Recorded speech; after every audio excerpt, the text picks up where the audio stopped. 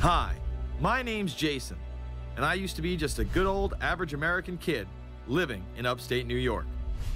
There's me.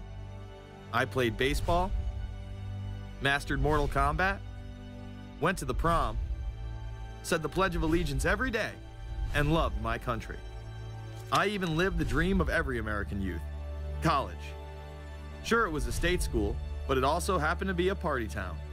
Great times all around, right? Well, sort of. I still had to work hard as a pizza guy to make it. And of course, there was school. I had to figure out the computer graphics programs I was working with, as well as attend classes I didn't care about. I certainly didn't know much about geopolitics. Then 9/11 happened and everything changed.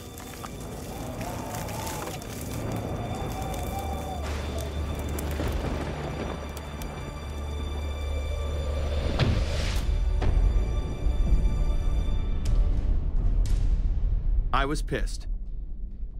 How dare the Muslim extremists massacre all those people? But was it all true? Prior to the invasion of Iraq, something didn't seem right. I then did a startling thing. I actually took a look at what happened that terrible September day.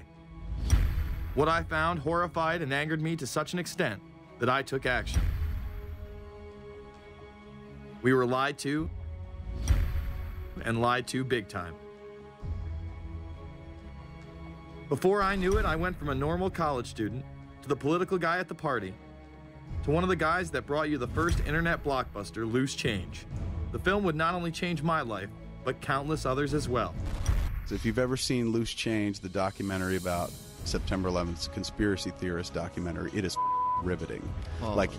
You watch it, and by the end, not even the end, 10 minutes in, you're like... You got your car packed, your head... You're just like, oh my God, it's all true. So every place, there's questions coming from this documentary.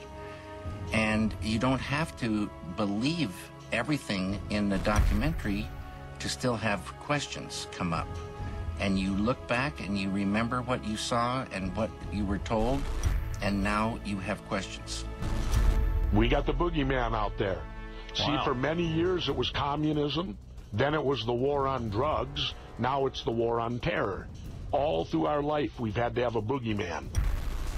Loose Change took the truth about 9/11 into the mainstream with over 100 million views and allowed me to travel the country and even take on some of my detractors. The answer is no, they cannot. Jason, I think it's telling that every time you disagree with something, you call the people a liar. I'm not calling anybody a liar, sir. I'm calling you a liar because you are a liar. But if we were lied to about 9/11, then who was really behind it? A lot of people on the web were pointing towards the New World Order, but that was impossible. I mean, the Hulkster couldn't be involved, could he? The NWO is the only way to go, and what you gonna do? So I set out to find out if a New World Order really existed.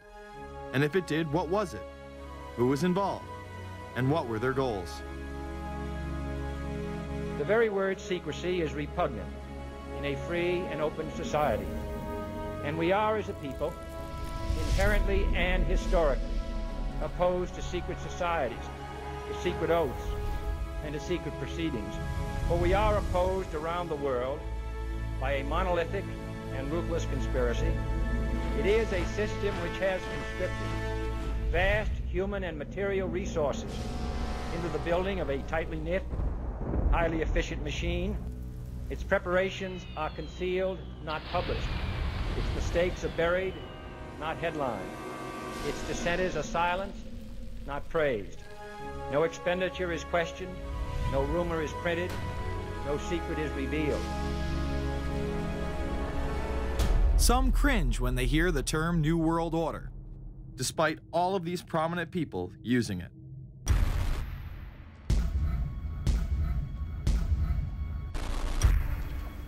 The world that maybe some people dreamt of at that conference back in Bournemouth, when it looked as if maybe history would end, that liberal democracy would triumph, that free market economics would slowly progress, and we'd have a new world order.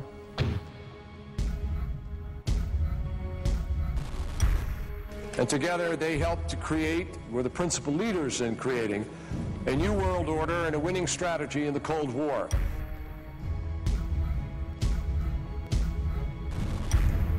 We are part of a new world order. And as the recently departed Admiral William J. Crowe once said, it's long on new and it's short on order.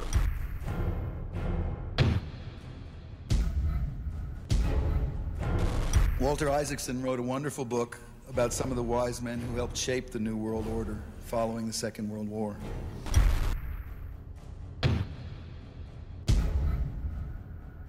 As we devise a way forward in Iraq, I urge the international community to embrace its responsibility for creating that new world order. A new world order based upon collective action.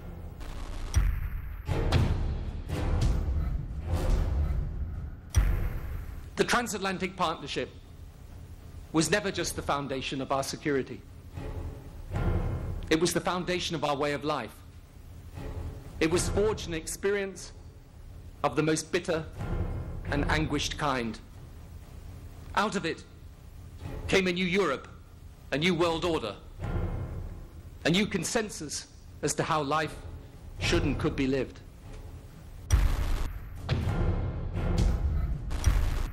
And just like that, it was gone. It was a new world order. That's what President George H. Bush said. Harvard historian Francis Fukuyama pronounced the end of history. In fact, when it is used, that person is often dismissed out of hand because of the perception that it is nothing more than a conspiracy theory. Actually, the idea of global governance and a one world order has been around for centuries, and the term New World Order has been used frequently in recent history. The New World Order means different things to different people, but to those who expect to be in control of it, it means the same thing. It means all the world under their control. They believe that somebody must rule. After all, people are too darn dumb to know how to rule themselves. They figured that that's their role.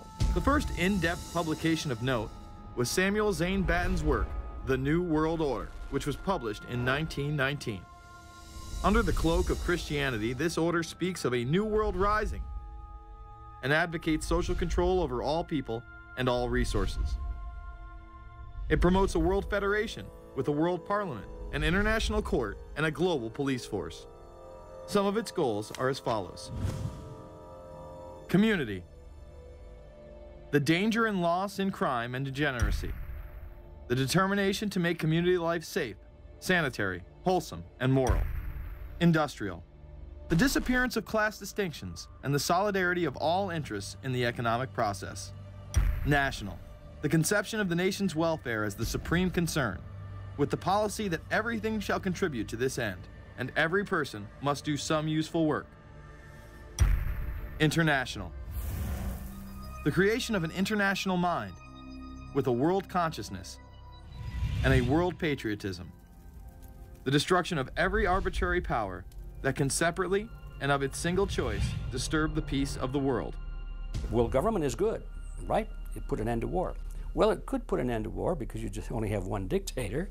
I think Adolf Hitler had that in mind. He wanted a world government too, with himself as the master leader. Many have regarded Hitler as the apex of evil, a true heart of darkness. But how many people know that Hitler had his own vision of a new world order? Hitler had been promoted by the establishment. He graced the cover of Time magazine many times and was their Man of the Year twice. His vision was simple: unify Europe and then the world. The only real difference was that his order was racially motivated, instead of being based solely on religion. He even wrote a lesser-known follow-up to Mein Kampf in 1928 that many have dubbed My Order, or New World Order. President Roosevelt would condemn this order prior to World War II. Nazi forces openly seek to establish systems of government based on the regimentation of all human beings by a handful of individual rulers who seize power by force. Yes, these men and their hypnotized followers call this a new order. It is not new, and it is not order.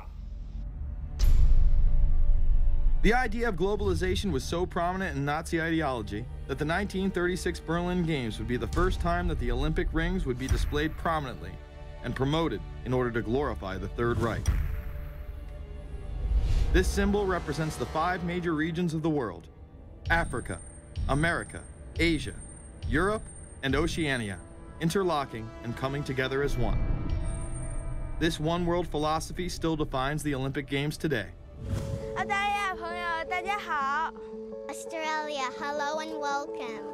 One world, one dream. Hitler's methods of youth corps, concentration camps, eugenics, and military aggression were so visible to the rest of the world, he eventually failed. However, his vision of a new world order lived on. Author H.G. Wells, the man behind The Time Machine and War of the Worlds, would write about a planned world state in which there must be a common faith and law for mankind. In 1939, he would publish a full book on the matter called The New World Order. Wells again has a similar vision, stating that national individualism has to go and that sovereign states must end. He then goes on to write, in the great struggle to evoke westernized world socialism, contemporary governments may vanish. Perhaps his most chilling prediction is that countless people will hate the New World Order, be rendered unhappy by frustration and their passions and ambitions through its advent, and will die protesting against it. Many of them quite gallant and graceful-looking people. Collectivism is that concept where individuals are considered to be discardable, and that the group is more important, and that the ultimate group, of course, is the state. And so it boils down eventually to the fact that the state is the all-important unit of society, and citizens exist only to serve the state. Other men of prominence would also promote a New World Order during the 1960s, including industrialist and former New York Governor Nelson Rockefeller. These are some of the reasons pressing us to lead vigorously towards the true building of a New World Order. Rockefeller would also become vice president under Gerald Ford. Religious leader Pope Paul VI, delegates to international organizations, public officials, gentlemen of the press, teachers and educators, all of you must realize that you have your part to play in the construction of a new world order. As well as former President Richard Nixon. And the hope that each of us has to build a new world order. However, Nixon was largely a mouthpiece for his most dominant advisor, Secretary of State Henry Kissinger. Kissinger may be the most vocal proponent for a new world order of his era. He has called for it time and time again, in policy papers, meetings, and interviews.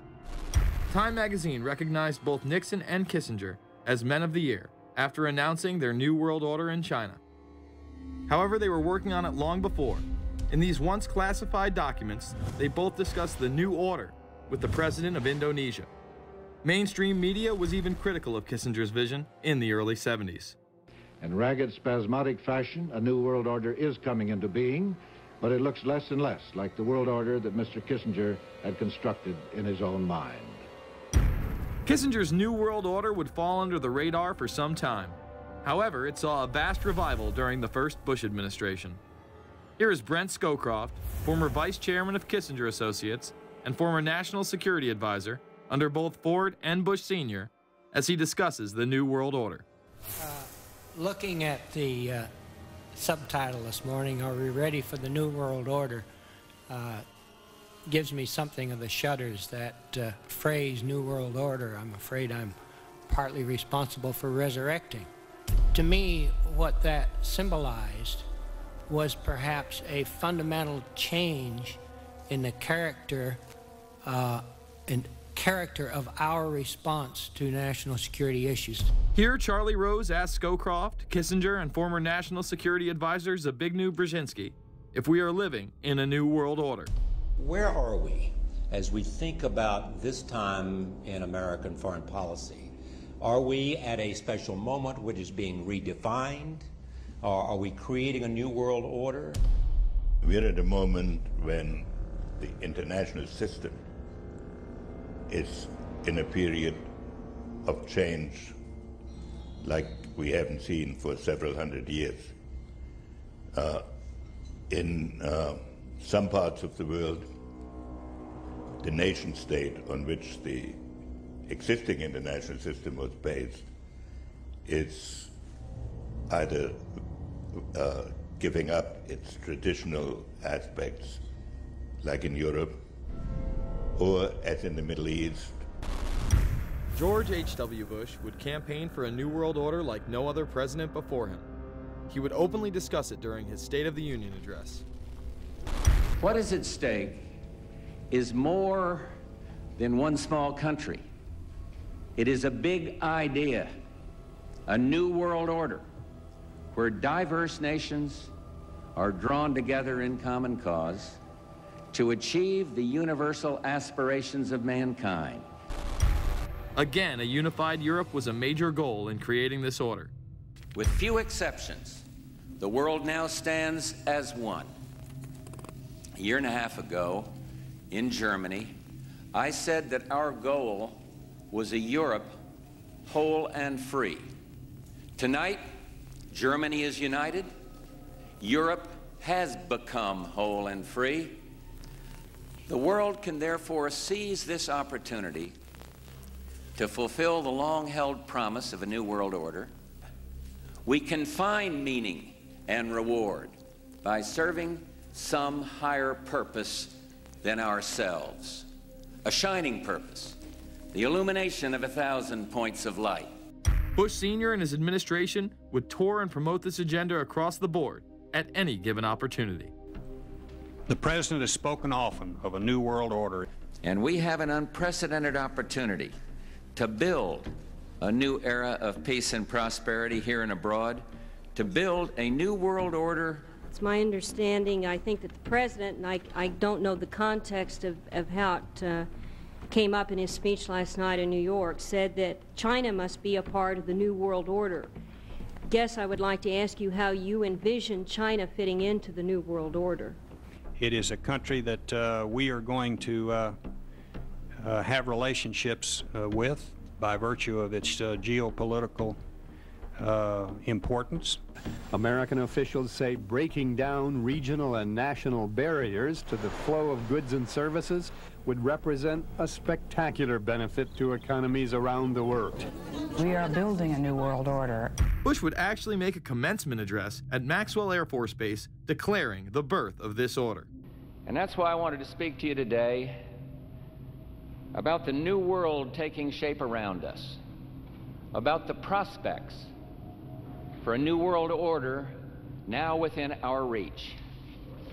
In the coming weeks, I'll be talking in some detail about the possibility of a new world order emerging after the Cold War. But today, I want to discuss another aspect of that order. You see, as the Cold War drew to an end, we saw the possibilities of a new order in which nations work together. It refers to new ways of working with other nations to deter aggression and to achieve stability. As old threats recede, new threats emerge. The quest for the new world order is in part a challenge to keep the dangers of disorder at bay. We must build on the successes of Desert Storm to give new shape and momentum to this new world order. Only when this transformation is complete will we be able to take full measure of the opportunities presented by this new and evolving world order. The new world order really is a tool for addressing a new world of possibilities. This order gains its mission and shape not just from shared interests, but from shared ideals. After the Gulf War had ended, Bush was so obsessed with the idea of a new world order that he had a series of Glocks imprinted with the term that he would give to members of his administration, including Colin Powell, Brent Scowcroft, Dick Cheney, and General Norman Schwarzkopf. Cheney would even approve policy papers regarding the New World Order. Defense Secretary Dick Cheney has approved a revised draft of a policy document on the New World Order. The Pentagon is backing off a controversial earlier draft and has abandoned a one superpower strategy. The final document puts more emphasis on international alliances and organizations. This would become an unprecedented time period for people all over the globe to discuss at length what the New World Order meant to them. People within the media, Does anybody want to talk about the New World Order? Is there a New World Order out there, or is this a vision that exists in the... He does have his vision, there's no doubt about that. But does that exist in the president's mind, or does it exist out there in reality? This president sees this episode as the first test case, as the first example for the New World Order he is trying to organize. Some people have called it the New World Disorder, and there's a lot of truth to that.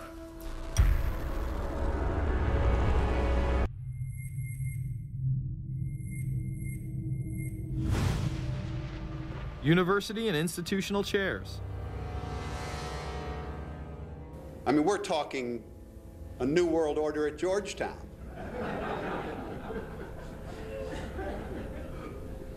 And we'd like to be very much a part of it and continue to live. This is a world that is likely to be dominated in the near future, and perhaps longer, by the Gulf War and the New World Order, which is the buzzword of the moment. So the secret of a New World Order, and at this point it's just a slogan, but it does have some historical background in terms that orders have succeeded each other over time. The secret of this is to learn how to use coalitions. We are effective in the United Nations. People within government. George Bush has invoked a New World Order without enunciating a new American purpose. The president has still failed to articulate clear goals for our nation's foreign policy in this new age. I find the term New World Order very revolting, and just not only historically but politically today. I think Harding is absolutely right, and the actions of the administration just after enunciation of the New World Order put the lie to the fact there is any real substance behind what they say as New World Order. The first act of the New World Order was A, to make war, and then B, was to sell arms all over again. Is there a New World Order?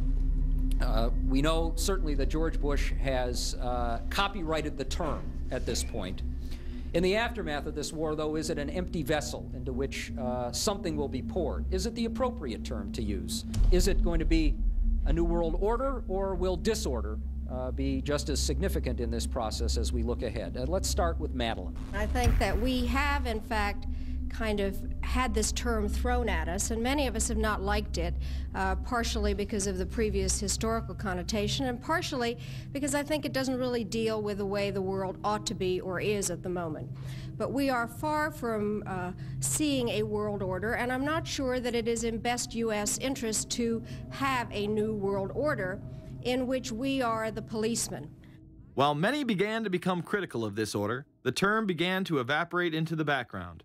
We are very, very skeptical of an international order if we are not sure how the rules will be made, because thus far the international order has been made with rules that we had no input into and that affect us, and even when on the few occasions when the rules will seem to favor us, then they get changed. A unipolar world, a world of one superpower, may be quite dangerous for us. The New World Order under the United Nations would mean, among other things, an end to our God-given rights given us and secured by the Constitution. The New World Order, which now has been called by some the New World Disorder, and by some people on the more liberal persuasion, the taking over of the world by the Council on Foreign Relations, the Trilateral Commission, and the UN to put us all in slavery. But what are these organizations? Who founded them? And what are the stated goals of each? Before we begin with the Council on Foreign Relations, let's delve further into history to understand roundtable groups and their origins. Its roots go way, way back in history, and they go back to the formation of a secret society, a secret organization that was created by Cecil Rhodes, a very powerful and very wealthy individual. And people have heard about him in history, and they know about the Rhodes Scholarship, and they think, well, isn't that nice? They don't understand at all what that's all about. Cecil Rhodes, when he died, left his great fortune not to his family, not to his heirs, but for the creation of a secret society. And we know about this because there were some people very intimately involved with this organization who wrote about it. One of the best authors on this topic is Professor Carroll Quigley. He wrote several books and Tragedy and Hope is the best known of his. He described in detail the secret organization created by Cecil Rhodes, and he explains in these books he knows about them because he was invited by the organization into its inner circle. He was never a member of it, but he was invited in as their historian, and he was allowed to see their secret records and papers and study them for several years. And he knew all the important players, and he understood what it was about, and so he wrote these books. And it's an amazing thing because he laid out in great detail what the purpose of the organization was and how they were the major players in all of the big international events since and including World War I. The bottom line is that you take the roots of that organization and you find out that they created in all of the British dependencies what they call roundtable groups. And then around those little roundtable groups, they created front groups. And the purpose of these front groups and roundtable groups was to penetrate into the governments of all of these different countries, to penetrate into the media centers, to penetrate into the educational systems. In other words, to penetrate into the social fabric, the power centers of society, and literally take them over from the inside without anybody being aware that they were controlling influence. After World War I, the International League of Nations arose as a precursor to the United Nations in 1919, under what seemed to be the vision of President Woodrow Wilson and his 14 points. The League of Nations was the first attempt at the New World Order, the first attempt at a global government based on the model of collectivism. And it was the brainchild of the elitists, the ancestors of the very people who are still working on this project. They're collectivists, the very wealthy people. They're the ones in this country who dominated the powerful tax-exempt foundations, like the Carnegie Endowment Fund for International Peace, the Rockefeller Funds, the Ford Foundation, and groups like that. These people were on record, even way back then, that they had to have a new world government, and they dreamed of that being embodied in the League of Nations. And they were solidly behind it. And that was one of the reasons those people encouraged the United States into World War I, was because of the crisis of World War I, and that would also condition Americans to thinking of making big changes in their system, because we certainly don't want another war like that, do we? There's that fear angle again. And they thought, well, by being in World War I, then we would be a major participant at the table to carve up the world and create a new world government. And that was to be the League of Nations. Well, what happened to it is that the American people didn't really go for it. Wilson was aware of the elite and their control over society. In his book, The New Freedom, published in 1913, he discussed such a group. Since I entered politics, I have chiefly had men's views confided to me privately. Some of the biggest men in the United States, in the field of commerce and manufacture, are afraid of something. They know that there is a power somewhere so organized, so subtle, so watchful, so interlocked, so complete, so pervasive, that they better not speak above their breath when they speak in condemnation of it. Ultimately, this insight did not spare him from becoming yet another puppet of the global elite. You're watching Invisible Empire, A New World Order Defined. I'm Alex Jones, the producer of this film.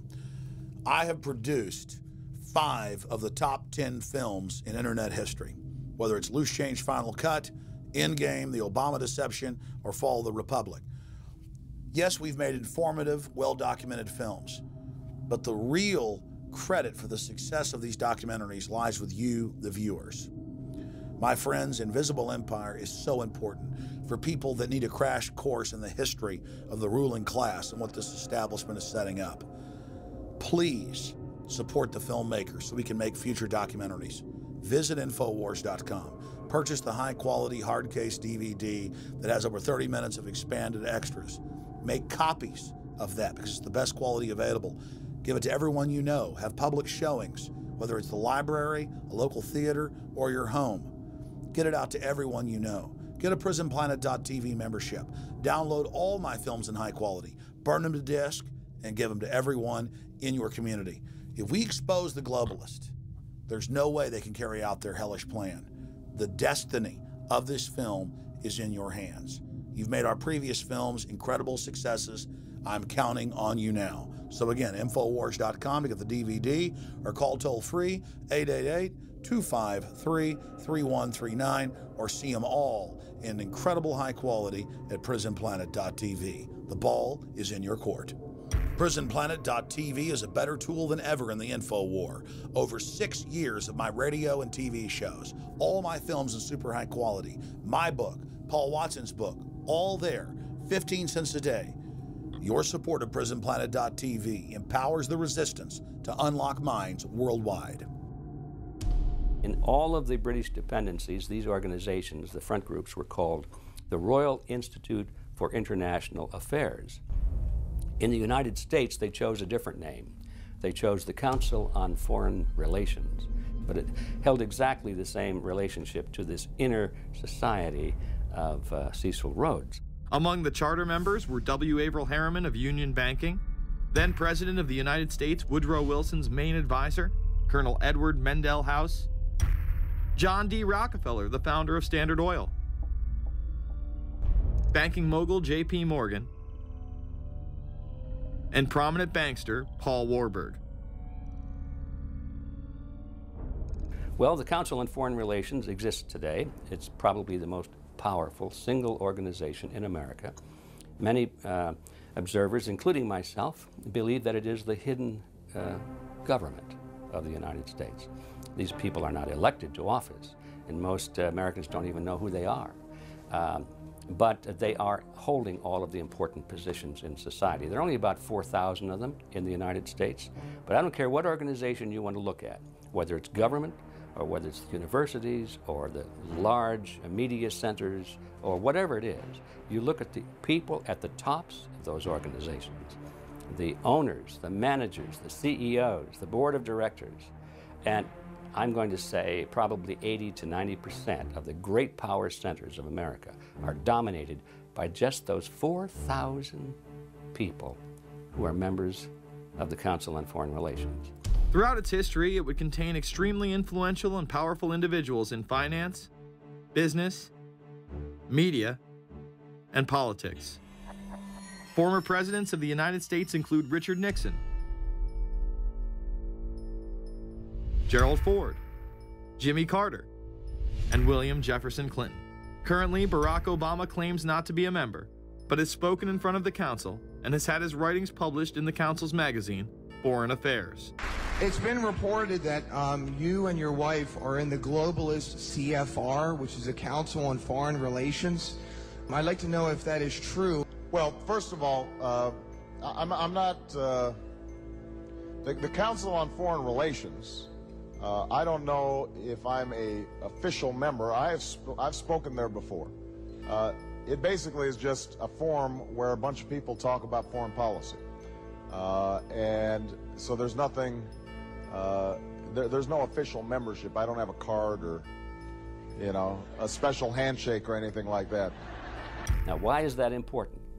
It's important because the avowed purpose of the Council on Foreign Relations is to create a new world order, a global government based on the model of collectivism.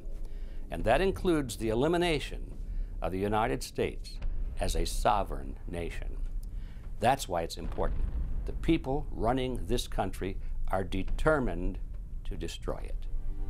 The Council was heavily criticized during the 1980s for being an organization hell-bent on destroying national sovereignty in favor of a world government. So many of its members hid their association with the organization. Dick Cheney had this to say in response to a question by David Rockefeller, who became the CFR's youngest director in 1949 and was chairman of the board from 1970 to 1985. He remains an honorary chairman to this day. It's good to be back at the Council on Foreign Relations. As Pete mentioned, I've been a member for a long time and was actually a director for some period of time. I never mentioned that when I was campaigning for re-election back home in Wyoming. Now, you are the president of the Council on Foreign Relations, all right? Yes, sir. You guys toy with countries of the world like toys, don't you? You're like the Illuminati, you're the Masons, you control everything, don't you? That's the rap on you guys. What's so interesting now, though, is who's on the chessboard. It's the toys, if you will, are a lot more than states. Notice that Mr. Haas does not deny that the CFR has massive control over the geopolitical arena, and instead tries to focus on the separate entities outside of nation-states. Current Secretary of State Hillary Clinton also reveals the importance of the CFR here. But it's good to have an outpost of the council right here down the street from the State Department. We get a lot of advice from the council, so this will mean I won't have as far to go to be told what we should be doing and how we should think about the future. You have these private groups that are run and created by the elite, by the ultra-rich, wealthy families that have been manipulating global markets from behind the scenes for generations. They create these private groups that then feed information to the government, to senators, to congressmen, their recommendations, their policy papers, what they think should happen. And it's fascinating because if you actually read what it is that they're doing, the recommendations that they make, they're very able to get them put in place. Discussions that are going on in these private groups are really talks that should be going on in Senate committees and in the halls of Congress, but they're happening with these ultra-elite groups that are then pushing their propaganda into the political mainstream, and then it's becoming enacted, it's becoming put into law. Still not convinced the CFR is promoting a new world order? Listen to what Leslie Gelb had to say upon leaving the New York Times to chair the organization as its president in 1993. I loved it. Doing a column is a great job. I'm going to an equally great but different job, and in a way a job that caps everything I've been doing in my life, in government, in academia, and in journalism. I think that's what the Council on Foreign Relations will allow me to do.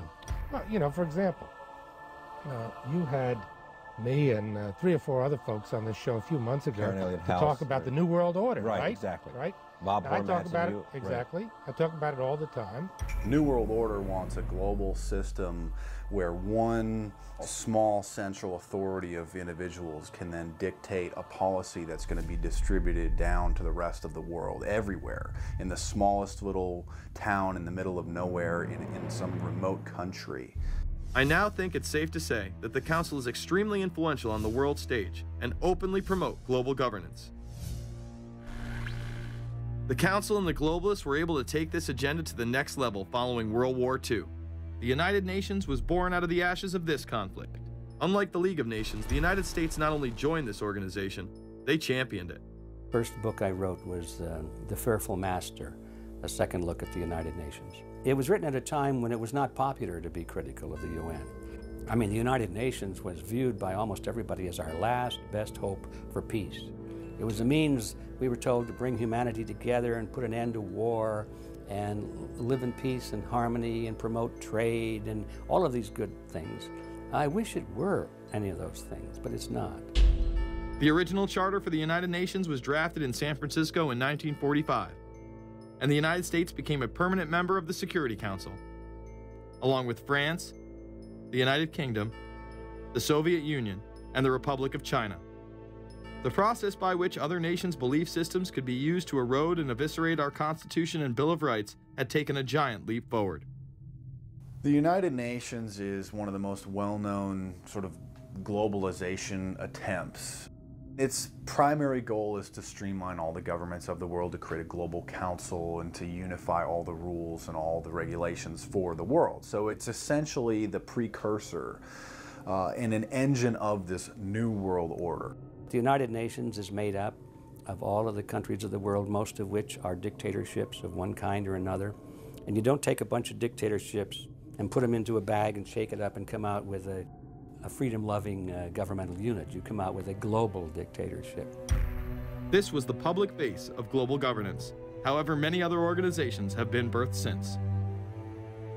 Even more suspect is a private group called the Trilateral Commission. David Rockefeller and Henry Kissinger are among its some 300 influential members. The Trilateral Commission, rich and powerful business and political leaders from Japan, Europe, and North America. The New York-based policy group was formed in 1973 by Chase Manhattan Bank Chairman David Rockefeller. In addition to Rockefeller, there are many other noted American members. Among them, economist Alan Greenspan, former Defense Secretary Harold Brown. George Bush was once a member, but resigned last year before his unsuccessful presidential campaign. Back then, it wasn't politically wise to be aligned with what his party's right wing considered a shadow world government. The United Nations would take over America. The Trilateral Commission would control the world. Just look at its membership, they say. Current and former members include Presidents Clinton, Bush, and Carter. Names like Brzezinski, Christopher, Kissinger, and Schultz. And top executives of ITT, Xerox, Exxon, and Nations Bank. Although this group with only 300 members seems to be at the apex of the power structure, there is yet another group formed in 1954 that is even smaller in number and has a greater influence on world events. Meet the Bilderberg Group. This elite group meet annually around the globe. There is a core group of members who have attended every year for decades, such as David Rockefeller, Henry Kissinger, and Queen Beatrix of the Netherlands. These members invite others who are politically and socially relevant at the time. Each year, around 140 people are in attendance. Real quick, I asked Hillary this question. In 2004, you attended a meeting in Italy called the Bilderberg Group. I just want to know what you were doing out there, what that was all about. Because she lied to me and told me she didn't go. I figured you might tell me the truth. All I did was go. They had a Republican and a Democrat. I gave like a 20-minute talk on the presidential election. And did it have anything to do with being John Kerry's running mate? Did you talk about that at all? No, because I wasn't his running mate. Okay. I happened to be in Europe then on my way to Russia. I was invited to go to Bilderberg by Vernon Jordan, a friend of mine and a genuine hero of the civil rights movement. And to the best of my knowledge, NAFTA was not discussed by anybody in my presence. Documents released by the group in 2001 reveal that in September of 1955, the group met in Germany and covertly outlined the idea of a European Union. Section E, European Unity, discusses the general support for European integration and unification, and the idea to unify Germany once again with the rest of Europe under a common marketplace. Belgian Viscount and current Bilderberg chairman Etienne Davignon told the EU Observer in 2009 that the next Bilderberg meeting could improve understanding on future action in the same way it helped create the euro in the 1990s. This illustrates the patience, vision, and reach of this organization. It was able to promote and establish both the European Union and a European currency over the course of just under 40 years, incrementally. One of the things that the elitists discussed back at the turn of the century when they were talking about how do you convert the United States into a collectivist system was the fact that you can't do it quickly. You have to let people get used to it incrementally, because any major change would be rejected. The 1957 Conference of Rome, where the Common Market Treaty, providing for free trade in all products, was at last signed. 6 nations, France, Germany, Italy, Belgium, Holland, and Luxembourg, agreed to remove all mutual barriers to trade within 12 to 15 years, the embryo of a political union which they proclaimed to be their ultimate objective. In that fashion, it's possible for people to get used to this process and even to think it's a good thing. People will accept the gradual growth of government, the gradual loss of their purchasing power. They'll accept almost anything if it's done gradually, and we have to be very alert to that. 2008 and 2009 attendees include World Bank President Robert Zoellick, Treasury Secretary Timothy Geithner, former head of British Secret Intelligence Richard Dearlove, Donald Graham, CEO of the Washington Post, CNN host and author of The Post-American World, Fareed Zakaria, and many other giants of business, politics, and media. You just came back from meeting with the Bilderberg Group. The Bilderberg Group are, you know, when people who are conspiracy theory people, they send me mail, it's usually about the Bilderberg Group. And I get these books on my front door, which I'm uncomfortable with. But And it's all about the Bilderberg, like they're the modern day Illuminati. Are you a member of the Bilderberg Group? I don't think we're supposed to talk about this. Many have identified them as the kingmakers, the puppet masters that pull the strings behind the scenes. Perhaps there is no better example of this than what occurred during the 2008 conference. Immediately after Obama had been selected as the Democratic presidential nominee, the pressure was on to choose a running mate. We've put together a committee. We are going to be equally deliberative in how we move forward. And we're not going to do it in the press, and we're not going to do it through surrogates. He then tricked the press corps into staying on the plane as it took off from Washington. He was whisked away to an undisclosed location. Obama was supposed to fly home. He'd been here in Virginia. He was supposed to fly home out of Dulles, as you know, outside Washington, D.C. The press corps was waiting for him on the plane, and the pilot announced that they were leaving, and Barack Obama was not on the plane. Presumptive nominees in the past has always been that they have at least a press pool with them at all times. Is there a reason why we didn't go with him in the motorcade all the way? This is what we're out here for, and now we're on this plane with no candidate. Again, you know, look, I understand. There was a desire to do these meetings, obviously, in private. The press then began to report that Obama and Hillary were meeting secretly in her home. Well, we continue to follow our breaking news. Barack Obama, Hillary Clinton meeting tonight at her house in Washington, D.C. However, it was later revealed that they never actually met at Clinton's home. And we're following this breaking story. Candy Crowley, we understand, has new information. Candy, what have you learned? We are hearing actually from Chris Welch, who is our embed with the Obama campaign. Those are the people that took off without Obama and went to Chicago. The spokesman there is in fact confirming that the meeting did take place. They're talking in past tense now, but saying that the meeting did not take place at the Clintons' house. It took place at this point at some place, I don't know where, some undisclosed place in Washington, D.C., not at Hillary Clinton's house. Remember, Gibbs mentioned that Obama had a desire to have several meetings, not just one. Is there more than one meeting? Is there more than one person with whom you... I'm not going to get into all the details of the meetings. I don't know that I've got a ton more different answers for all of your questions. The truth of the matter is that Bilderberg just happened to be in the neighborhood at the time. They were holding their annual meeting just down the road in Chantilly, Virginia. What are the chances? What's interesting and dangerous about the New World Order is that it's not a natural progressing idea. It's just not civilization naturally evolving and organizing into this system. It's the group of extremely powerful people that are manipulating the system to get it to this status from behind the scenes without anybody's knowledge. You have to ask yourself, if there isn't an agenda going on to keep those organizations quiet and to keep them out of the news, to keep the discussions about them behind closed doors, then why is it that these supposed experts on the left and on the right never talk about them? This has been a condensed history of the globalist organizations and their rise to power. But is there a reason they meet behind closed doors? A shadow world government has been mentioned, but to truly understand what that means, let's go back to this iconic warning from President Dwight D. Eisenhower. Progress toward these noble goals is persistently threatened by the conflict now engulfing the world. It commands our whole attention, absorbs our very beings. We face a hostile ideology, global in scope, atheistic in character, ruthless in purpose, and insidious in method. Unhappily, the danger it poses promises to be of indefinite duration. The need to maintain balance in and among national programs. Balance between the private and the public economy. Balance between the cost and hoped for advantages. Balance between the clearly necessary and the comfortably desirable.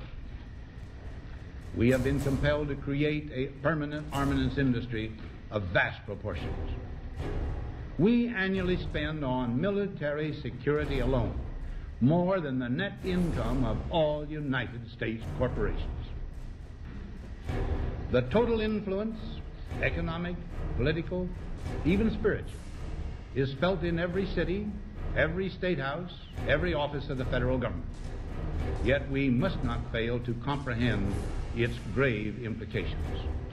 Our toil, resources, and livelihood are all involved. So is the very structure of our society. In the councils of government, we must guard against the acquisition of unwarranted influence, whether sought or unsought, by the military-industrial complex. The potential for the disastrous rise of misplaced power exists and will persist.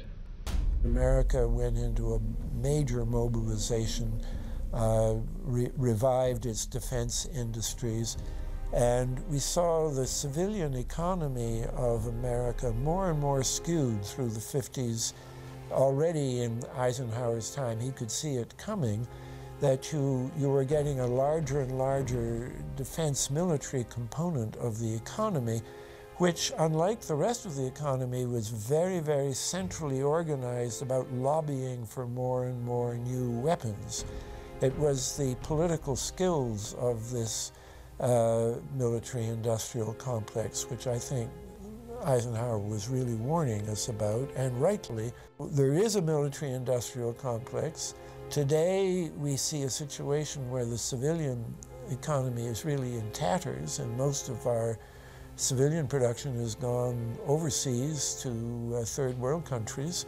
What do we export? Our biggest export practically is garbage, but apart from garbage, we export military equipment.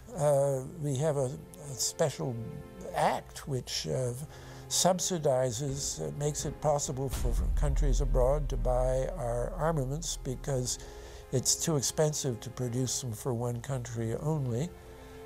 So we have become a very efficient military-industrial complex, but the civilian economy is only a ghost of what it used to be, and this has terrible consequences for democracy because it means that the power of this lobby is now sort of dominating what goes on in Washington. Through multinational corporations, global intelligence networks, out-of-control banksters, all under the veil of national security and black operations, the global elite have consolidated power on a massive scale over the last several decades. You see, global corporations not only fund and develop large technological and military projects here and abroad, they also own the consumer industry and production, as well as all of the important media.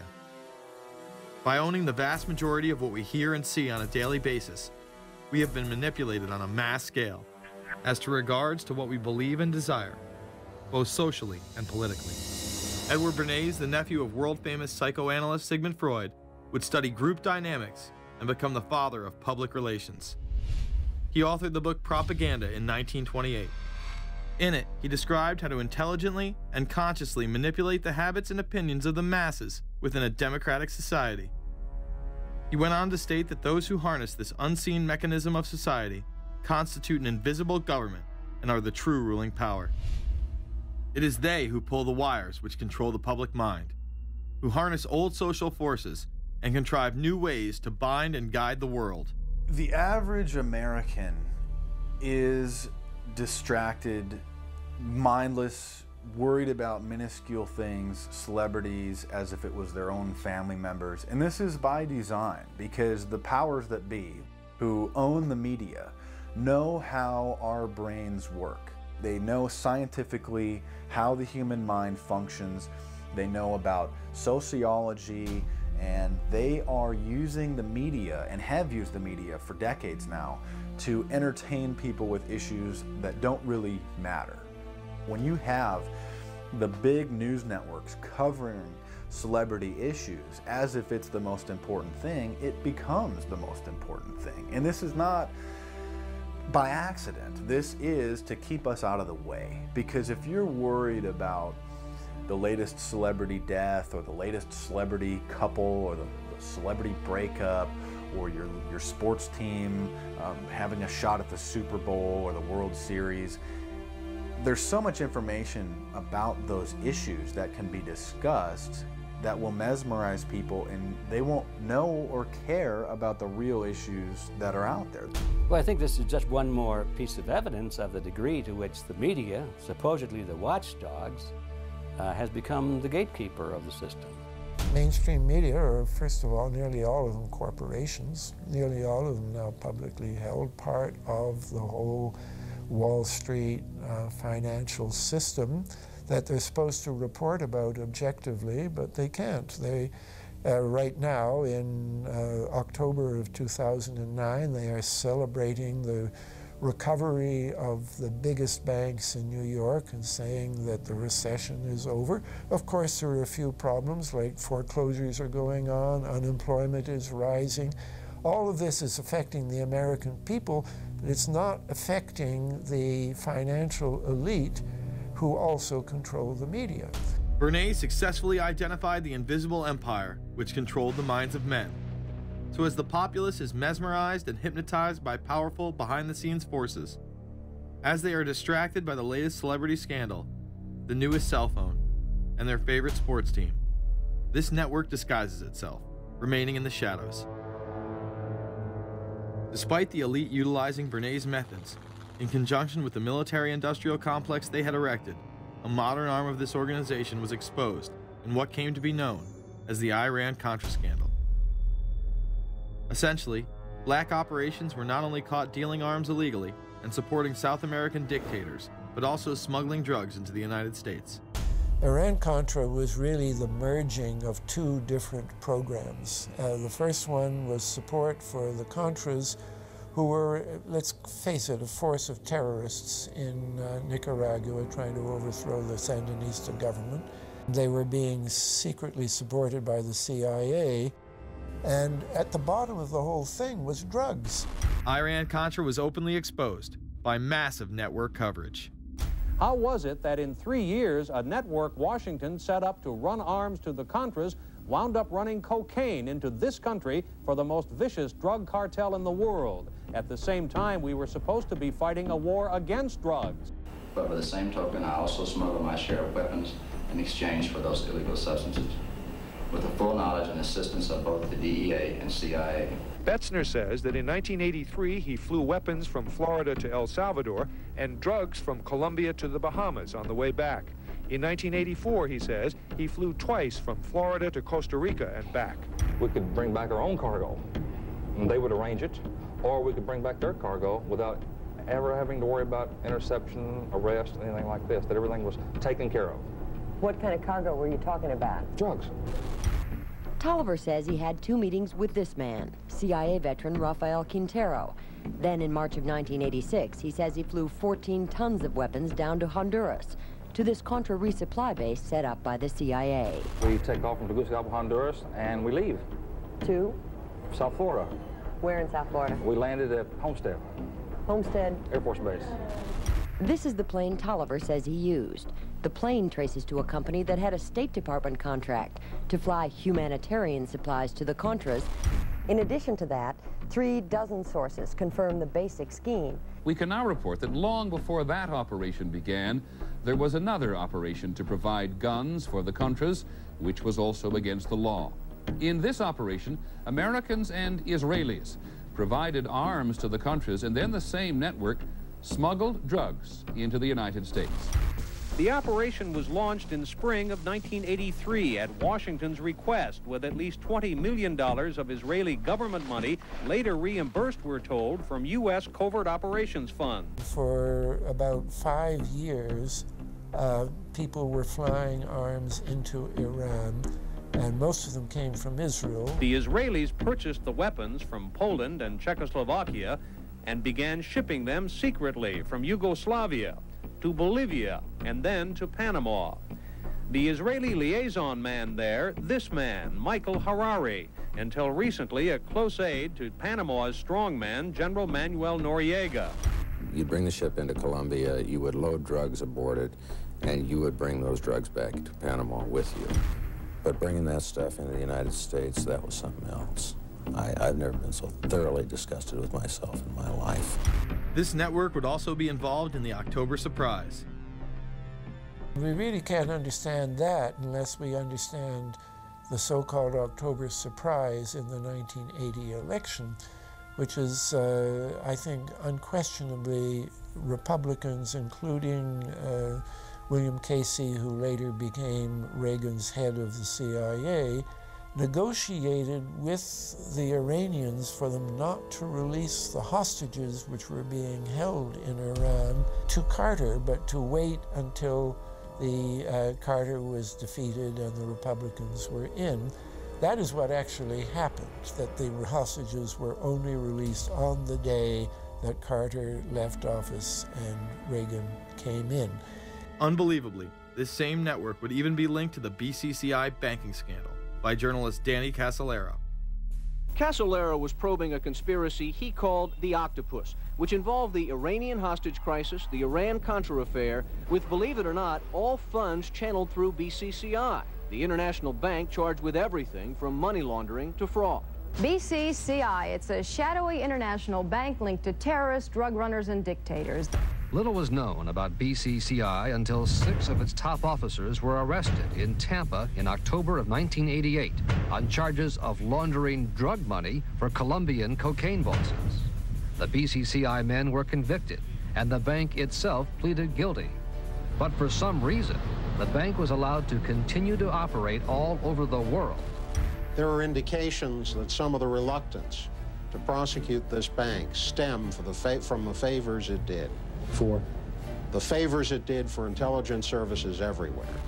Too many secrets of too many countries, too many prominent people, too many hands-on, and that makes it desirable that this entire affair be forgotten. It began to become clear that the global traffic of drugs were funding violent dictators, rigging elections, supporting the arms trade, and enforcing the assassination of anyone who got in the way. Casolaro was found dead for his efforts in exposing this network. His death, of course, ruled a suicide. He was meeting a source in West Virginia. He was about to discover all. Instead, his body was discovered in a hotel room with 12 slashes in his wrist, but when the local authorities ruled it suicide, the family said, no way. The housekeeper had taken calls threatening his life. And I pick it up telephone, I say hello, and he say to me, you son of a bitch, you's dead. Casolaro would not be the only person involved in the scandal to wind up in a casket. Meet Barry Seal. At first, the media portrayed Seal as a drug dealer gone good, who was assassinated by the Colombian mafia. Authorities believe last night's machine gun killing of top drug informant Barry Seal was ordered by drug bosses in Medellin, Colombia, who sent 5 men to Baton Rouge to kill Seal. Sam Dalton was the lawyer that represented the Colombian hitmen convicted of his assassination. We were trying to subpoena the CIA because we felt like they had documents, exhibits, and evidence that would indicate complicity in Seal's assassination. When they were able to gain access of Barry Seal's trunk the night of the murder, the personal phone number of none other than George H.W. Bush was present. Louis Unglesby, the former attorney for Mr. Seal, also confirms that he once called the office of the vice president after Seal had given him the number. You see, the Black Ops drug smuggling operation had not yet been exposed, and intelligence couldn't take any chances. It was later revealed that Seal was involved in smuggling cocaine into Mena, Arkansas, while Bill Clinton sat as governor. 1983, Ronald Reagan was president, Bill Clinton was governor. And little Mena, Arkansas, changed from a quiet town to a center for drug smuggling and reported Contra support activity. In the middle of it all, this man, admitted dope smuggler Barry Seal. Arkansas State Trooper Russell Welch investigated Seal's organization. Each trip would have 250 to 350 pounds of cocaine. According to the London Telegraph, Arkansas State Trooper Larry Patterson testified under oath that he and his officers discussed repeatedly in Clinton's presence the large quantities of drugs being flown into Mena Airport, large quantities of money, large quantities of guns.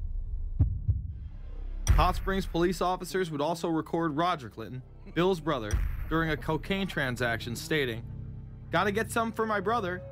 He's got a nose like a vacuum cleaner." There was also a large amount of money laundering going on in Mena. Former IRS agent William Duncan traced some of Seal's drug profits laundered through Mena banks. We had direct testimony from people who were involved in the money laundering operation. We had testimony from people at banks who observed the transactions. What happened when you tried to make this case before a grand jury? I was never asked to present the evidence to a grand jury, ever. This very same network used BCCI to fund the Afghani rebels. The deputy director of the CIA, Richard Kerr, said late today that the CIA did use the Bank of Credit and Commerce International, BCCI, to support CIA activities overseas. Most people still believe that the Soviets had maliciously invaded Afghanistan in order to spread their communist agenda. The Al-Qaeda was essentially a kind of a byproduct of Brzezinski's campaign to embarrass the Soviet Union in Afghanistan. They weren't in Afghanistan at that time. Brzezinski boasted later that he was responsible for drawing them into Afghanistan. And he did this extraordinary interview with Le Nouvel Observateur in France, and they said, but aren't you worried that you've created this whole new force of Al-Qaeda? And he said, oh, what's more important, a few crazed Islamists or the fall of the Berlin Wall? And they said, but you know, is there no danger? Aren't they dangerous? And he said, nonsense. He said all this in 1998. So I knew Brzezinski at McGill University. We were students together and took very small classes together.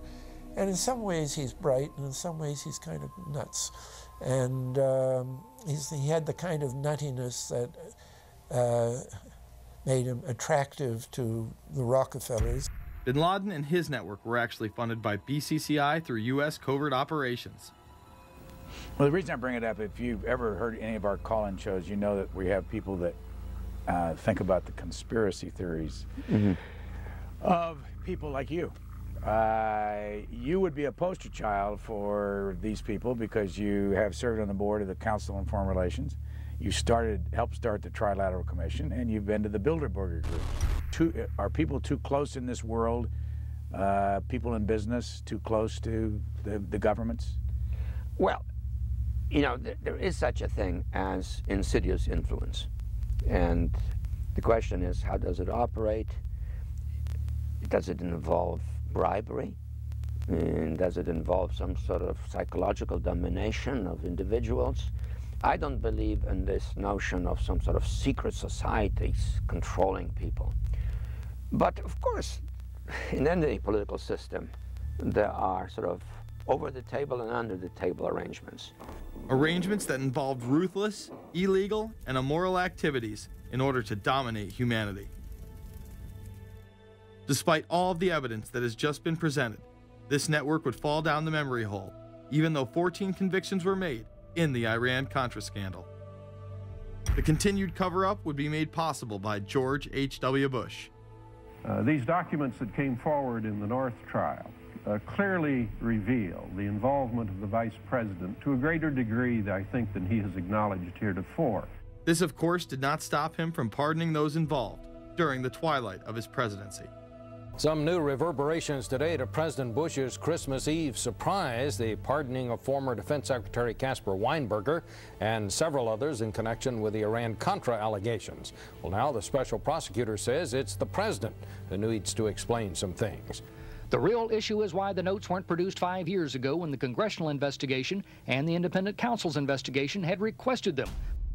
Because high-level political officials scrambled to limit the investigation and establish plausible deniability for the upper echelons of the network, including Bush himself. So who is this guy, and how did he come to power? To understand that, we must first take a look at his father, Prescott. Prescott was born into privilege and became extremely influential in business, intelligence, and politics. He helped establish the CIA out of the Army's Office of Strategic Services with the Dulles brothers, and served as a senator in the state of Connecticut. However, during his time serving as one of the directors of Union Banking Corporation, he was doing business with Nazis. The Bushes have been sort of at the heart of the military-industrial complex since its very beginning, and that Prescott was involved in a firm that actually fronted for Nazi firms in America. In fact, Union Banking and its subsidiaries were seized by the United States government in October of 1942 under the Trading with the Enemy Act.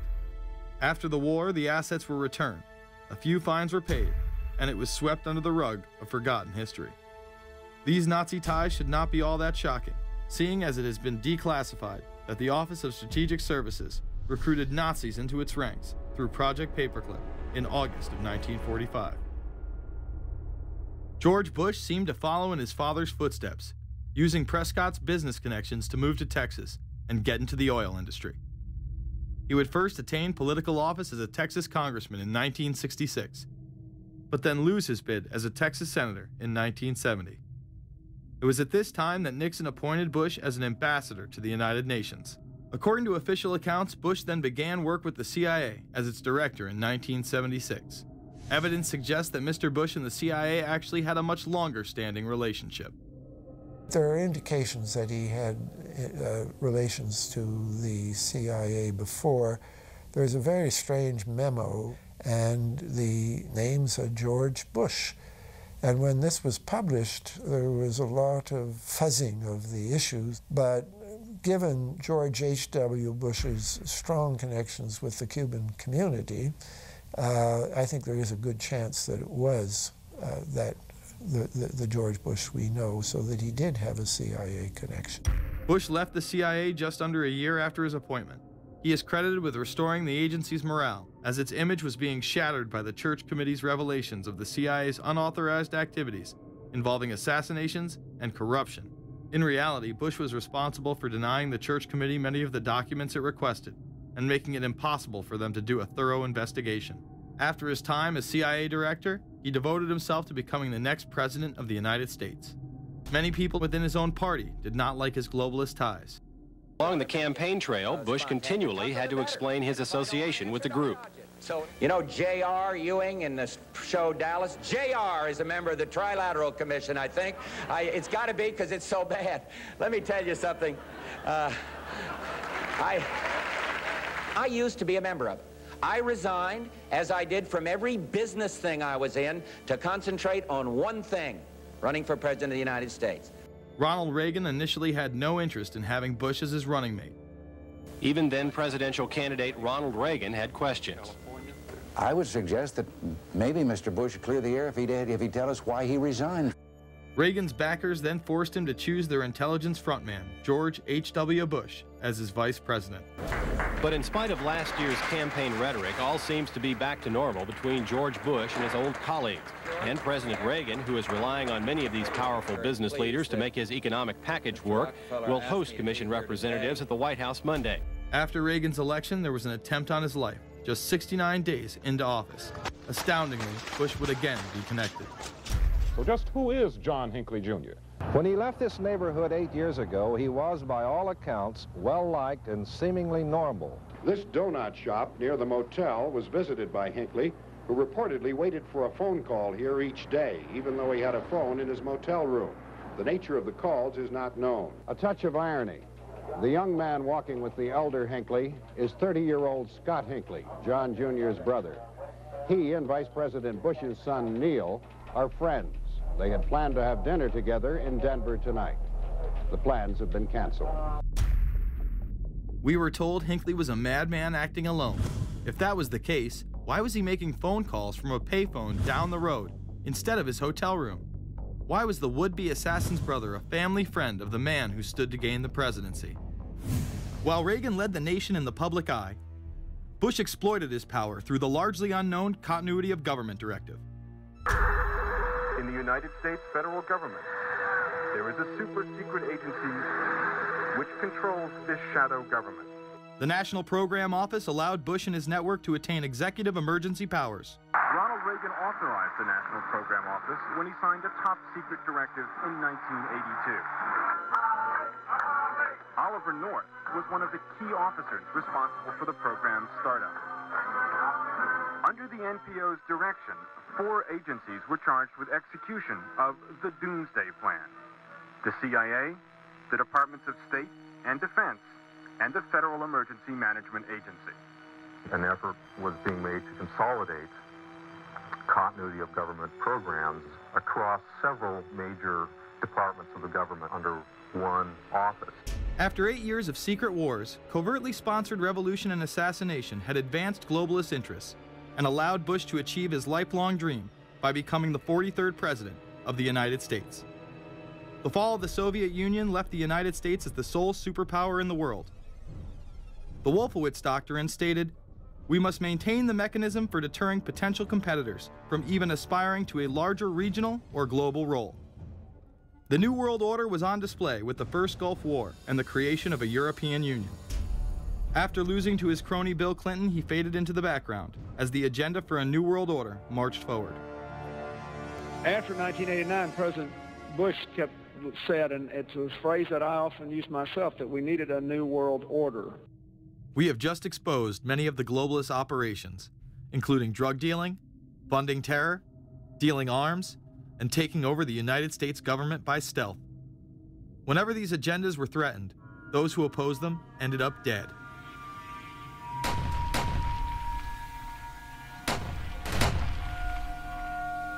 We've got some difficult days ahead, but it really doesn't matter with me now, because I've been to the mountaintop.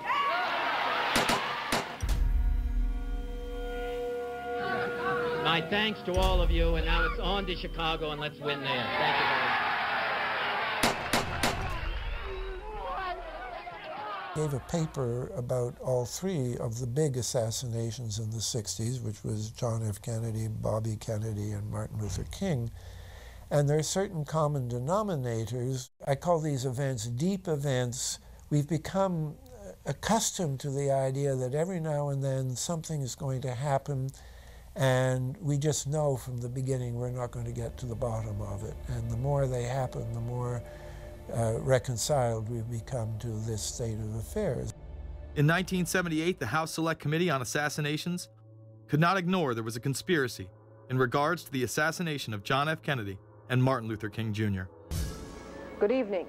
A congressional committee has concluded that President John Kennedy and civil rights leader Martin Luther King Jr., both of them, were probably killed as the result of conspiracies. The House Assassinations Committee wound up its 2-year study by recommending that the Justice Department look into both cases. In the assassination of Dr. Martin Luther King, the committee concluded the likelihood of conspiracy. The committee's summary of findings says President Kennedy was probably assassinated as a result of a conspiracy, that its evidence establishes a high probability that 2 gunmen fired at the motorcade. The committee concluded that President Kennedy did not receive adequate Secret Service protection in Dallas, that the CIA was deficient in sharing information before and after, that the Justice Department and Warren Commission failed to pursue possible conspiracies and made their conclusions too definite. There seems to be no debate that the CIA and Secret Service were involved in the assassination, as you can clearly see 2 Secret Service agents being taken away from their positions at the back of Kennedy's vehicle just moments before the assassination. And no matter what you believe about Oswald, it has now been declassified that Oswald was trained by the CIA in 1957 under the cover of the Office of Naval Intelligence. These political assassinations continue to this day. The 11-person jury in the inquest must decide if these stills, never before seen of Diana in the Mercedes and then the crash, are the frantic moments after a tragic accident or the aftermath of a calculated murder. Mr. Al-Fayed? Mohammed Al-Fayed, Dodi's father, has long since made up his mind. I believe that my son and Princess Diana have been murdered by the royal family. He claims Diana was pregnant and about to announce her engagement to his son, an embarrassment so great, he says, that Prince Philip commissioned British Secret Service to kill the couple. Assassination is an option when the ruling class can identify an enemy who cannot be compromised. But how do they bend the population's will to do their bidding? Well, the false flag operation is one in which the attacker carries the flag of someone else. It's usually a military operation, and the purpose, of course, is to create the impression that the attacker is someone else. They want to create negative public opinion against the nation whose flag was being used. Or they may even not use a flag at all. This sort of thing is done all the time, and it's certainly not unique in history. I think we've been seeing a lot of it lately. Americans are easily motivated by false flag operations, and I think it's inevitable that we will see false flag operations in the near future. It is used in order to seize power at an accelerated pace. A very well-documented modern example of this is the Tonkin Gulf incident. There were two sets of Tonkin Gulf incidents. The first one on August 2nd were real but trivial. The second on August 4th, 2 days later, were the ones to which we actually sent planes off in retaliation and were, in theory, much bigger, a torpedo attack on a U.S. destroyer, but in fact it never happened. When McNamara visited Vietnam, he confirmed the Tonkin Gulf incident never occurred, and once again, we were lied into war. To this day, I don't know what happened on August 2nd and August 4th, 1964 in the Tonkin Gulf. The general provided the answer, saying his Navy attacked the Maddox on August 2nd. But on the 4th, nothing happened. There was absolutely nothing, he said. We know for a fact now that NSA and CIA both falsified their reports up to Johnson on that day to make it look as if there had been an attack. Upon the fall of communism, a new threat had to be established in order to maintain their military-industrial complex and keep the people in fear of invisible enemies. More modern examples of this have been used not only to start conflicts abroad, but to instill fear in large populations in order to demonize groups and further erode civil liberties. The majority of people still believe that Timothy McVeigh was a right-wing extremist who bombed the Oklahoma City building with a Ryder truck because he was upset with the government. People close to the event told a very different story. A local congressman believes that convicted bomber Timothy McVeigh and his accused co-conspirator Terry Nichols are not the only ones involved. The Oklahoma State Representative Charles Key produced a videotape featuring witnesses who claim to have seen Timothy McVeigh with another man the morning of the bombing. He was wearing a ball cap. Timothy McVeigh had his on backwards, which just like this. It was on his head. The other gentleman had his on like this. In fact, the FBI had actively pursued John Doe No. 2 in its initial investigation, then denied his existence altogether. There were also multiple reports that explosives were found inside the Murrah building.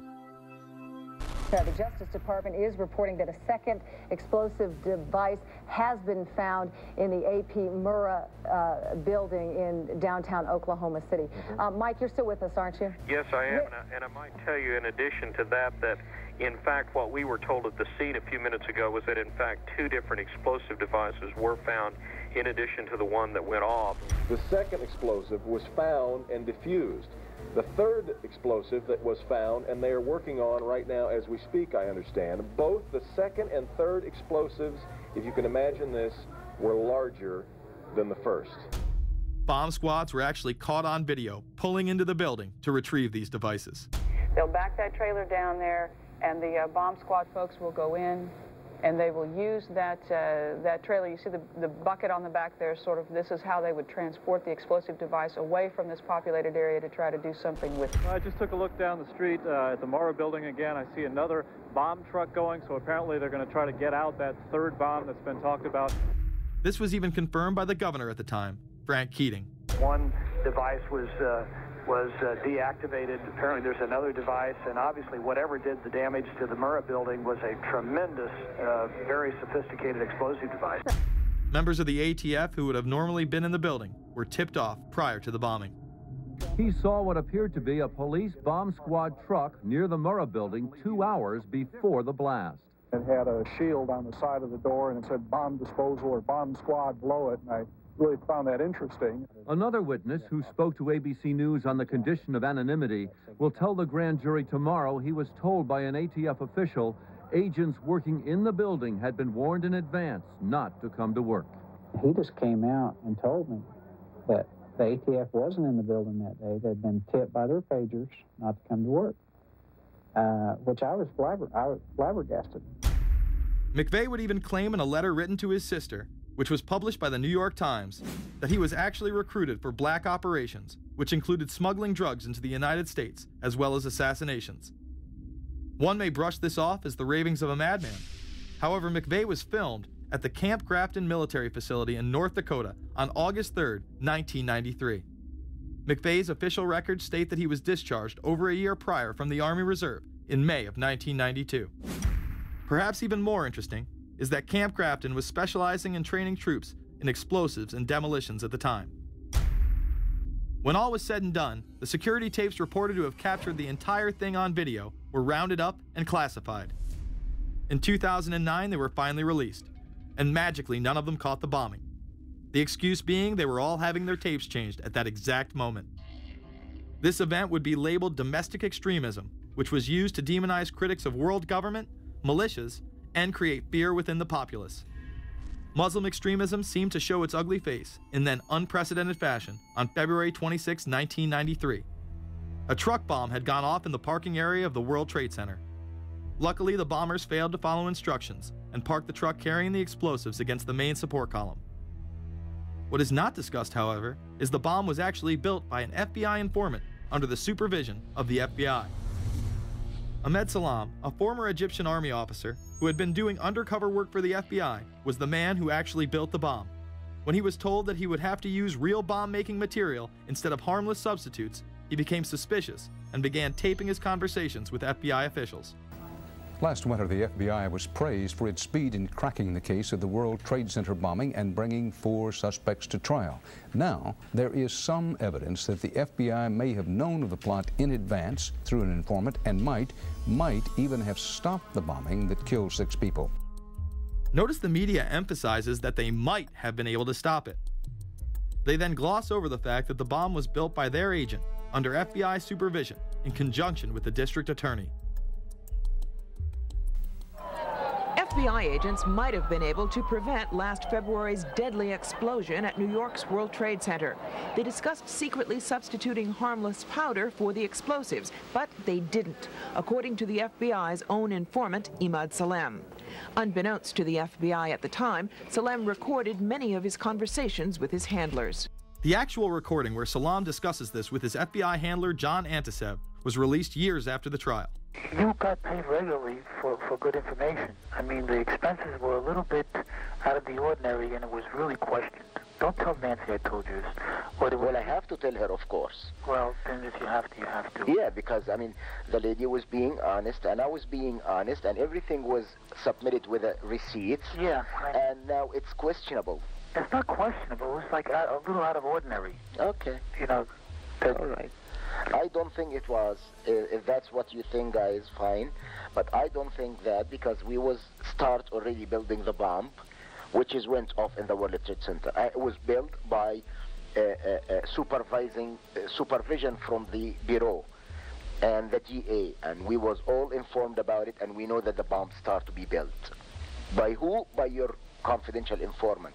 What a wonderful, great case. Following the convictions of the Muslims who were too inept to make their own bomb and park the vehicle in the proper area, Salam was pulled into the FBI's Witness Protection Program, where he has never been heard from again. Prior to the largest and most devastating terrorist attack on U.S. soil, the United States was poised as the first truly global superpower. Brzezinski would muse in 1997 that geostrategic success would represent a fitting legacy of America's role as the first, only, and last truly global superpower, and that the only way to mobilize Americans was a truly massive and widely perceived direct external threat. In September of 2000, a neoconservative think tank called the Project for a New American Century echoed Brzezinski's statements, saying the United States is the world's only superpower, combining preeminent military power, global technological leadership, and the world's largest economy. An engine for New World Order ideals, members of PNAC included Dick Cheney, Donald Rumsfeld, Jeb Bush, Scooter Libby, William Kristol, and Paul Wolfowitz. Describing the difficulty in projecting force, they write the process of transformation is likely to be a long one, absent some catastrophic and catalyzing event, like a new Pearl Harbor. This takes us full circle to the September 11th attacks of 2001. In my previous film, Fabled Enemies, I expose in great detail the Saudi Arabian, Pakistani, and Israeli connections in conjunction with this international intelligence operation. In the early 1980s, bin Laden worked with operatives from U.S. intelligence, the Pakistani military, and Arab states. They ran a wide-ranging covert network that recruited and financed Muslim fighters to battle the Soviet army. The hijackers that were trained at U.S. military installations and protected by the FBI and CIA. The military exercises leading up to 9/11, and those that took place as the attacks occurred. Open line. Surveillance, Sergeant Richmond. Sergeant Richmond, Sergeant Light from Cheyenne Mountain Test Control. How are you? I'm doing fine. Okay, I need you to terminate all exercise inputs coming to Cheyenne Mountain at this time. Copy. And stay on loop until I verify that the connectivity is disconnected on the exercise side only. Okay, no, do not do any more inputs on the exercise side and stand by. I got Cheyenne Mountain on the line. Terminating all exercise inputs. So, over, if you didn't know that exercise. Oh, yeah. The Black Ops program, Able Danger, and the shadow government involvement. This morning we learned that the Vice President wasn't the only one sent to an undisclosed location on September 11th, that an entire backup government was and is still there and may be there for as long as anyone now at least can imagine. As well as much, much more. The government has lied about 9/11 repeatedly and used it to dominate the Middle East, while creating an evolving police state here, encroaching on civil liberties at home. And of course, building a new world order. There is a chance for the President of the United States to use this disaster to carry out what his father, a phrase his father used, I think, only once, and hasn't been used since, and that is a new world order. We know now that September 11th of 2001 was the beginning of what we might call a new world order. The New World Order that this president's father talked about with such great enthusiasm seems to be high on the agenda of this administration. Under the second Bush administration, massive amounts of civil liberties were openly and brazenly taken away following 9/11. The passage of the Patriot Acts, the Military Commissions Act, and other horrifying anti-constitutional legislation was enabled by the incredible amount of fear generated by the media, all in the name of keeping us safe here at home. The war itself would create huge profits for the military-industrial complex, and the globalists would seize even more power and control over Middle Eastern resources in what they planned to become a Eurasian Union under their control. Although the establishment claimed to be fighting for our freedom abroad, they were destroying our sovereignty by stealth. Expanding on NAFTA, they were able to consolidate power on the domestic front by deindustrializing the United States through CAFTA, the Central American Free Trade Agreement, as well as the SPP, the Securities and Prosperity Partnership. Opponents, however, say the initiative is nothing less than a plan to create a North American Union that would eliminate sovereignty for all three nations. Building on the North American Free Trade Agreement, the NAFTA section of the Commerce Department is busy drafting laws and regulations for a North American Union, a union of Canada, America, and Mexico. The President has attended secret meetings and signed at least 2 agreements under the Security and Prosperity Partnership Program. The stated goal established by Presidents Bush, Fox, and Prime Minister Paul Martin is integration by 2010. It's a plan from the business elites, the political elites, that will cost more American jobs, cost American sovereignty, but it would fulfill the President's father's vision. Now, former United States Trade Ambassador Robert Zoellick is talking about it again with renewed vigor. This time, a new world order with business at the helm of trade and economic policy. It's an agenda that goes hand in hand with the United States, Mexico, and Canada working quietly and behind the scenes to promote a common market with common deregulation for the benefit of multinational corporations.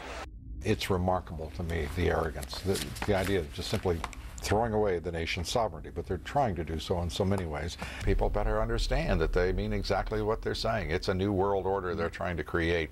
Dobbs, the only mainstream anchor to expose the New World Order, resigned shortly after bullets were fired into his home. The elite do not plan on waiting around for these unions to be formed before implementing the next step in global government. Through the vast global economic crisis of the last few years, they have been able to devalue the dollar and undermine it as the world's reserve currency. They have allowed the Federal Reserve and IMF to consolidate power by taking control of the Securities and Exchange Commission, as well as issuing a global currency instead of the dollar, disguised as a special drawing rights unit. This aspect of the New World Order was announced at the G20 in April of 2009. There is a big thing that's going to happen in London at this G20, and then they're hiding it, they're camouflaging it, they're not talking about it. Coordination of international regulation. What they are going to do is to put our Fed and our SEC under the control, in effect, of the IMF. New World Order, that's what they're planning in there, is to undermine the U.S. currency, and it's just really sad. What it really is putting the American economy under international regulation. Yeah. And those people who have been yelling, oh, the UN's going to take over global conspiracy government. Theorists. They've been crazy, but now they're right. There's 20 or whatever people in the G20, say there's 20 ministers, thousands of us, and we can't get our voices heard. When Geithner said he would be open to the idea of a global currency last week, yeah. Those conspiracy people had said and suggested that for years. Right. You're not wrong. Cash is becoming weeded out. Cash will most likely be eliminated or extremely difficult to use in many situations, so that you'll have to use the global currency or the electronic currency. Even though a physical global currency is yet to exist, groups such as BRIC are openly promoting a new reserve currency, which is a conglomerate of Brazil, Russia, Indonesia, and China. Get everyone in the whole world using one currency, which some people think that's a good idea. Russian President Dmitry Medvedev recently showed off a sample coin of the new world currency at the G8 in July of 2009. We have also agreed today additional resources of $1 trillion that are available to the world economy through the International Monetary Fund and other institutions. This includes 250 billion from special drawing rights, the reserve currency of the IMF, drawing rights that will be issued to countries who are part of the International Monetary Fund. I think a new world order is emerging, and with it the foundations of a new and progressive era of international cooperation. The head of the European Union is also calling for global government. 2009 is also the first year of global governance, with the establishment of the G20 in the middle of the financial crisis. Gordon Brown has called for a world constitution. We now need nothing short of a world constitution for the global financial system. Both Gordon Brown and Barack Obama had been groomed to be the next Anglo-American spokesman for this new world order after Bush and Blair stepped down.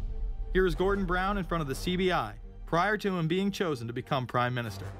And it's only now that we can begin to understand that the world order that globalization brings and what it's going to look like. But what does the new world order mean for countries like ours who are looking to succeed? And the question for us is how we meet and master all these challenges to ensure that Britain enhances its competitiveness in the process and realizes what I believe is our destiny of success in this new world order. A new world is emerging. It is a new world order with significantly different and radically new challenges for the future. President Barack Obama has also espoused similar views on globalism. Here he is in Berlin, Germany, in July of 2008, in what media have dubbed his New World Order speech. Well, there have been extraordinary scenes in Berlin tonight as thousands of people gathered to hear Barack Obama deliver key foreign policy speech on his current European tour. The Democratic presidential hopeful laid out his vision for America's place in a new world order. In this new world, such dangerous currents have swept along faster than our efforts to contain them. And that is why we cannot afford to be divided. No one nation, no matter how large or powerful, can defeat such challenges alone. But the burdens of global citizenship continue to bind us together. In this new century, Americans and Europeans alike will be required to do more, not less. Partnership and cooperation among nations is not a choice. It is the only way, the one way, to protect our common security and advance our common humanity. That is why America cannot turn inward. That is why Europe cannot turn inward. America has no better partner than Europe. Now Now is the time to build new bridges across the globe as strong as the one that binds us across the Atlantic. Now is the time to join together through constant cooperation and strong institutions and shared sacrifice and a global commitment to progress to meet the challenges of the 21st century. Barack Obama also became the first sitting president to ever become the chair of the Security Council for the United Nations, which only further cites his allegiance to world government. In an era when our destiny is shared, power is no longer a zero-sum game. No one nation can or should try to dominate another nation. No world order that elevates one nation or group of people over another will succeed. No balance of power among nations will hold. The traditional divisions between nations of the South and the North make no sense in an interconnected world. I think his task will be to develop an overall strategy for America in this period when really a new world order can be created. It's a great opportunity. The globalists, who know that Obama is going to promote their plan, want to make him such a superhero that nobody will question what he's doing. He is very much a product of the system that he is now technically in charge of. Obama alone, or the Democrat Party alone, is not responsible for his massive rock star status. It's been done by the media. This establishes that Obama is an unapologetic globalist who holds no one nation above another, despite its policies. Perhaps we should move towards a society more like China if that's the case. After all, on the 60th anniversary of the communist Mao regime takeover, the Empire State Building, once a proud symbol of the United States, was lit in the colors of the Communist Party halfway across the world. In fact, following the United Nations Copenhagen Conference in December of 2009, the Washington Post ran the headline, "Copenhagen Climate Deal Shows New World Order May Be Led by US, China."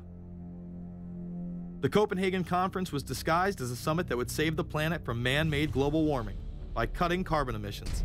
When taking a look at the almost 200-page document that was being proposed, it becomes evident that this was yet another attempt to establish global government and set up a global tax. In Section 38, it states, "The scheme for the new institutional arrangement under the Convention will be based on three basic pillars: government, facilitative mechanism, and financial mechanism." In Section 47, subsection F, it discusses cap-and-trade schemes and carbon taxes and the use of new and existing flexible carbon market mechanisms. These cap-and-trade schemes were just that, a scheme to further transfer the wealth from the poor to the ultra-rich. One of the ways it will drive the change is through global governance and global agreements. The fact that our president even attended should be considered treason. Just weeks before the conference, ClimateGate hit the media. Secret emails confirm that many of the United Nations lead scientists had engaged in fraud in order to promote the idea that man-made global warming was occurring and that carbon dioxide was a toxic gas. In reality, they admitted the Earth had been cooling for the last decade and that they had destroyed the source data in order to ensure the scientific community would be unable to review their findings. Bill Jones was forced to resign from his position at East Anglia University, and Penn State has launched an investigation into Michael Mann. Because of the scandal, many countries refused to sign the agreement, and instead only 25 heads of state, including rock star president and savior Barack Obama, signed a much shorter and broader accord. The document states that a high-level panel will be created, and that parties will be subject to domestic auditing, supervision, and assessment.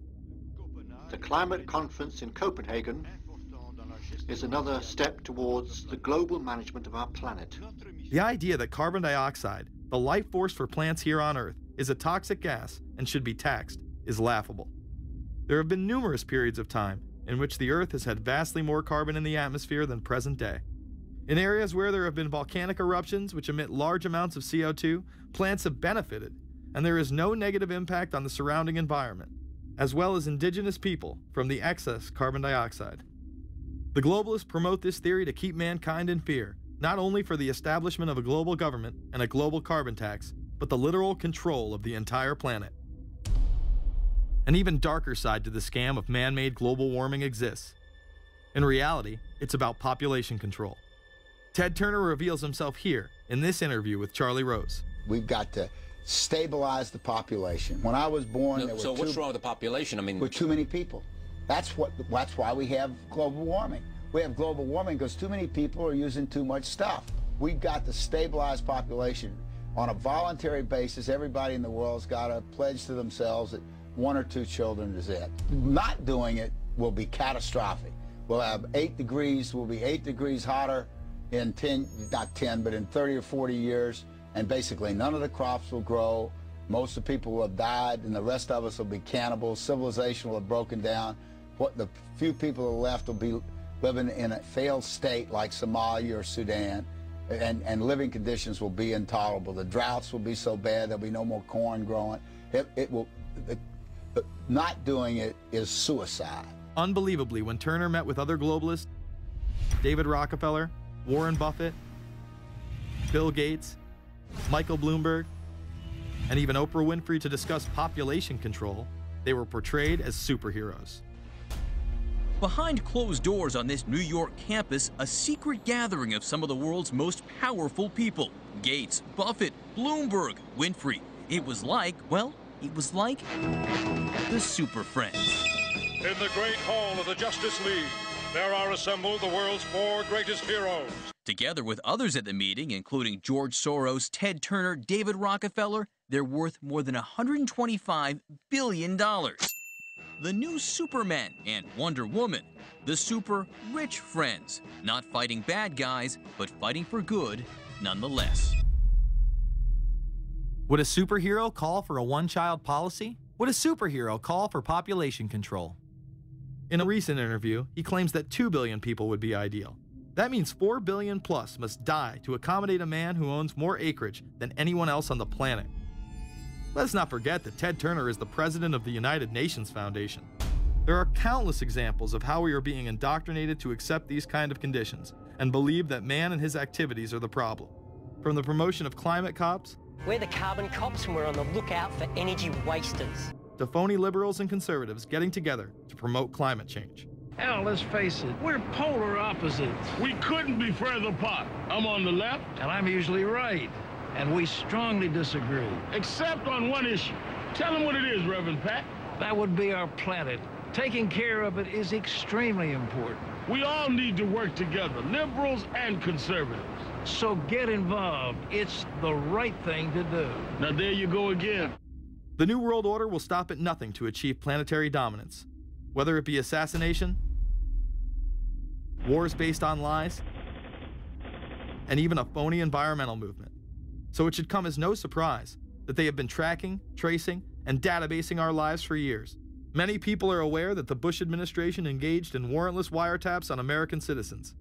What they don't understand is that it's come out in court that all the major telecommunications companies have been secretly storing every piece of data received from our phones and our computers and handing them over to the National Security Agency. You heard about the government secretly listening in on phone conversations without a warrant, but there is evidence that your email is also being tapped. The government has been intercepting most emails as part of its terrorist surveillance program.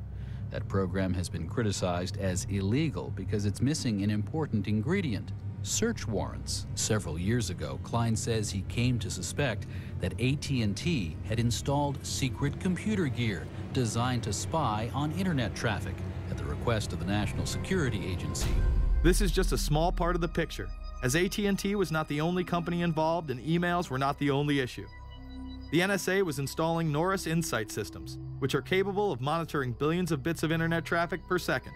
It was also able to monitor any calls trafficked through its system, all websites visited, all instant messaging, and separate types of transaction records. The secret room at AT&T contains gear which enables the government to look at every individual message on the internet and analyze exactly what people are doing. Here's another document. It mentions a company called Norris.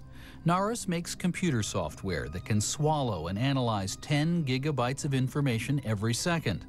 That means it could go through all the information in all the books in the Library of Congress in a little over 15 minutes. The documents Klein and others were able to produce were then censored by the NSA. Bankston isn't allowed to talk about the documents in detail. The government has since had them sealed, but he says what is in there boggles the mind. We are talking about a substantial portion of all the communications traffic in the United States. The policies have been shielded by the Obama administration and continue to this day.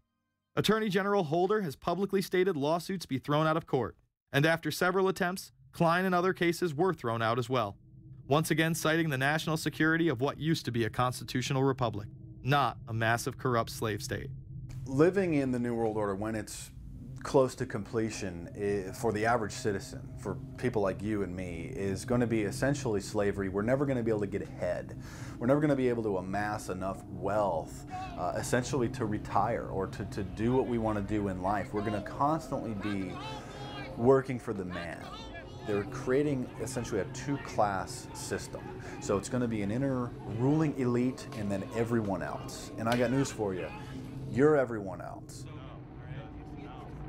The New World Order that is currently being built revolves around creating a global technopoly ruled by the elite, in which they dominate and control a severely reduced populace, which they treat as their pets. In the New World Order, the people are the enemy. Internal documents released in March of 2009 reveal that the Department of Homeland Security is targeting citizens who discussed the New World Order, people with a Christian identity, or sovereign citizens who argue that the government has gotten away from the intent of the Constitution and are strong states' rights advocates. People who are anti-immigration, stating, extremists will argue that immigrants are taking the jobs of U.S. citizens during times of high unemployment and without paying taxes. People who oppose the Federal Reserve banking system. People who display constitutional party or libertarian material. People who support Ron Paul. And those who have bumper stickers containing anti-government rhetoric. This document is one of literally thousands that make everyone a possible terrorist. This establishes a pattern of demonizing ordinary citizens while giving draconian powers to the state. You are considered guilty until proven innocent. As technology is developed, separate parts of their command and control system are beta tested around the world. Here at home, Boy Scouts are being trained to take on returning veterans and disarm domestic extremists, while national programs such as City Year are training young people to serve the government. I am change. I am fierce. In the United Kingdom, it has been established there are over 4 million CCTV cameras. That is around 1 camera for every 14 citizens. Their purpose is not to solve crime, as it takes 1,000 CCTV cameras to solve just one crime. It is to create a tattletale society in which everyone is under constant surveillance by the state and those around them. The company Internet Eyes is now paying people to log onto the internet and watch CCTV cameras in real time as they turn in criminals for cash. Families deemed by the state to be unfit in England have now been put under 24-hour CCTV supervision in their homes. This program has plans for 20,000 families in England, which is to double in the next 2 years. Your every move in both your home and the outside world is under constant surveillance by a criminal elite who operate above the law. As we are constantly under the microscope, their activities remain in the shadows. Obama extended diplomatic immunity to Interpol with Executive Order 12,425, further empowering criminal behavior within our own government. In the Middle East, endless wars will continue. Under the Obama administration, we have sent tens of thousands of more troops into Afghanistan, all while the same network exposed in the Iran-Contra affair discussed earlier controls the opium trade. It was revealed in October of 2009 that the CIA had been funding puppet Afghani leader Hamid Karzai's warlord brother for the last 8 years. He is the lead opium dealer in the region. It seems the same cartel that was dealing drugs in the 80s and 90s never stopped. After all, how else could the government fund black operations programs across the board? The Karzai regime has whole sections of it which are drug supported, and we can't touch it. We turned Afghanistan into the major supplier of heroin for the world. It happened under CIA supervision. This continues while many of the Taliban are literally on U.S. payrolls. Is there a possibility that we have Taliban employees? The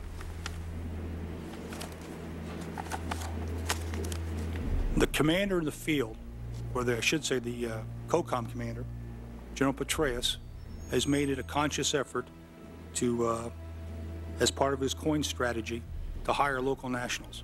I can't talk in this form, nor am I the qualified guy to talk about it, but there is no doubt in my mind, one day you're on one side of the ledger, the other day you may be on the other side of the ledger. Biometrics have been instituted in both Afghanistan and Iraq, where individuals are subject to fingerprint devices, iris scanners, and electronic databases to screen local residents as well as DNA tests. This includes anyone within the populace of a combat zone. Someone has to go out there with the biometric registration equipment, take your iris scans, take your scans and get you registered in the system like that.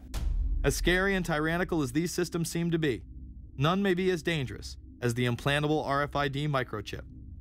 Through various pretenses, including terror, security, and entertainment, the chip has been promoted and integrated into society. In 2001, following the 9/11 terrorist attacks, the Jacobs family became the first family to be injected with microchips in front of a live television audience.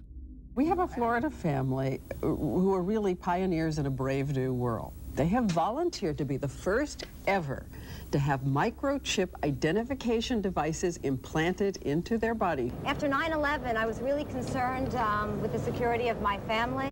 In 2004, the FDA approved the use of RFID technology to be implanted into human beings. However, studies dating back to the 1990s show the implantable microchip has been linked to cancer in animals, but this has not slowed the agenda of control. In Barcelona, trendies get chips in order to receive VIP status at the exclusive Baja nightclub. A simple swipe of the arm gets them in without a line, and it pays for their drinks too. The Mexican government also chipped employees for security measures in 2004. We were interested today to hear that more than 100 law enforcement officials in Mexico are having microchips implanted in their arms. The chips allow a person to be scanned, sort of like a cereal box at the supermarket checkout. Mexico's Attorney General and 160 of his deputies have had microchips implanted in their arms. It is to provide access, said the Attorney General, to the right people in exclusive areas. Today, aside from being promoted as a device that can save your life by storing all of your medical information in it, it is being promoted as the next generation tool for video gaming. Sega developer Yu Suzuki plans on developing gaming technology using implantable RFIDs. He states, people that have some sort of chips in their bodies, to be able to keep track of vital signs, so it doesn't have to be a scary thing. But you could put a sensor here, you know, a bit like the Matrix, as he points to his arm. It's not really something only in the future. Some people already have them, chips in their bodies. Suzuki is correct. It has never been easier to order a microchip online and implant it under your skin. Microchips implanted in your hand, arm, or shoulder is just the beginning. Some have already taken implantable brain chips that may enable the blind to see again, the deaf to hear, and much, much more, including the ability to download information directly into the brain and instantly communicate with anyone in the world, creating a worldwide mind. It's very interesting that the way that the New World Order is going is moving towards a system that is identical to that, whether it's going to be an implantable microchip, an RFID, a thumb scan, whether it's going to be some sort of a tattoo. Imagine a planet where every human being is required to be chipped at birth. This would be the final tool implemented in a command and control world government system in which the elite rule the masses with total control of their lives. This is, of course, a terrible predicament for those of us who are convinced that this system is slowly but surely destroying this country and has to be changed. But we can't count on the elected presidents to do it, and we can't count on the elected Congress to do it. We somehow have to mobilize the technological resources of the internet to create some kind of new political force in this country. So is there anything else about the ruling class we should know? Politicians, business leaders, and media figures are often portrayed as pillars of morality while they describe themselves as Christian conservatives. Nothing could be further from the truth. In reality, many of the elite are groomed at a young age to take part in occult rituals. Those who attend Yale are indoctrinated into the Order of Skull and Bones, an elite secret society cloaked as a fraternal order. Yale University is 300 years old this year, and were you to visit its campus, you would see that it still has exotic clubhouses, which look like tombs where Yale's legendary secret societies meet. Their prestige and importance have largely evaporated, but the rituals are still a secret. And so when we heard that some enterprising characters had managed to spy on the famous Skull and Bones Society, we couldn't resist. Skull and Bones, people say it's a fraternity at Yale University, but it's really a postgraduate organization. So it was founded in 1832, And it's not like a normal fraternity. People don't pledge. These people choose who they want to come. So they do the recruiting. They recruit 15 people every year, people who they see are going to be powerful people in the future. So they're recruited when they're a junior in college. A lot of these people come from really wealthy and influential families because they know that this person has the resources to then elevate them to a position of power that can benefit the club. The video shows the neophytes, or initiates, kissing a skull, then performing a mock human sacrifice. Horrific screams caught on tape include chants of, "The devil equals death, death equals the devil." True. Famous alums include Senators John Kerry and John Chafee, to name two, cabinet secretaries such as Averell Harriman, and 3 presidents, William Taft, George Bush, and George W. Bush, who's been reluctant to talk about Skull and Bones. Does it still exist? The thing is so secret, I'm not even sure it still exists. Former Skull and Bones members and current members have been presidents, heads of the CIA, senators, heads of business. I mean, huge, huge corporations. These people have the network that brings them to such a position of power that most people could only dream of. Bush would run against his fellow Bonesman and distant cousin John Kerry in 2004. You both were members of Skull and Bones, a secret society at Yale. What does that tell us? Not much, because it's a secret. Is there a secret handshake? Is there a secret code? I wish there were something secret I could manifest. 322, a secret number? There are all kinds of secrets, Tim. You were both in Skull and Bones, the secret society. It's so secret we can't talk about it. What does that mean for America? The conspiracy theorists are going to go wild. I'm sure they are. I don't know. I haven't seen the web. Number 322? This is an elaborate, occult, ritualistic entry into this group that they are now a member of for life. This culture of death and the occult continues long after college. Later on in life, these pagan rituals carry on in the redwoods of Sonoma, California. And what is the Bohemian Grove?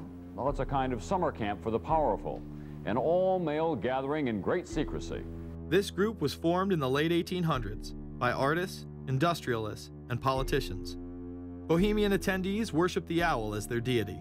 The Aztecs, Mayans, and other natives of Mesoamerica consider the owl a symbol of destruction and death. This is why the opening ritual for the club is the cremation of care. During the ritual, the effigy of a baby is rowed across the water by the Grim Reaper and given to a high priest, who then tosses it on a fiery sacrificial altar of a 40-foot owl god. It is an earth-based ritual in which care is burned away. The conscience is symbolically cast aside so that they may ignore the pain they have inflicted on others for the advancement of their own agendas. With this ceremony called the cremation of care, that begins the 2-week encampment where the body of dull care, symbolizing woes and concerns, is burned on an altar in front of a big owl statue. When that ceremony ends, they all start to cheer and yell. You have to ask yourself why it is that somebody would want to do that, let alone these elite people. And if you look at the elite throughout history, many of the people that achieve pinnacles of power are into the occult. They seek a supernatural way to gain power. Why are Christian conservatives such as the Bushes and Newt Gingrich attending the Grove? And I recognize I'm not going to be invited to Renaissance Weekend or that Bohemian deal where Newt, Rush, and Dick all sit in a teepee naked beating on tom-toms. Why does the media barely mention the Grove? Because many of them are in attendance. Late political cartoonist Phil Frank of the San Francisco Chronicle draws a reporter thinking about his loyalties to Bohemian Grove as he takes notes for a story.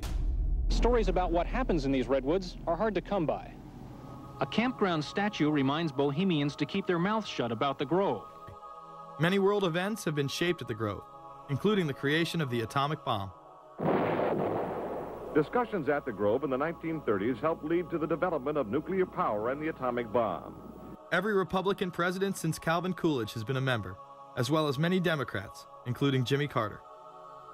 If you look at the membership lists of the Bohemian Grove and the Council on Foreign Relations, the Bilderberg Group, a lot of the key level people are overlapping and are involved in numerous groups. In addition to pagan rituals that take place there, this all-male club also deals with darker themes through the plays Montezuma, which feature Aztec human sacrifice, and Faust, which feature Mephisto. Some of these plays are disturbingly flamboyant. Many of the elitists have a penchant for cross-dressing and singing show tunes. Perhaps that is why much of the all-male staff also happen to be homosexuals. Well, each year, many of them seem to have a stunt or try to come up with a stunt. Last year, 1980, the popular button was Free the Fortune 500. Bohemian Grove that I attend one time at a time. It is the most faggot goddamn thing you will ever imagine. In 2004, the New York Post reported that gay porn star Chad Savage would be servicing moguls at the Bohemian Grove. In recent years, several politicians have been outed in scandals, including Senator Larry Craig, who tried to solicit sex from an undercover officer in 2007.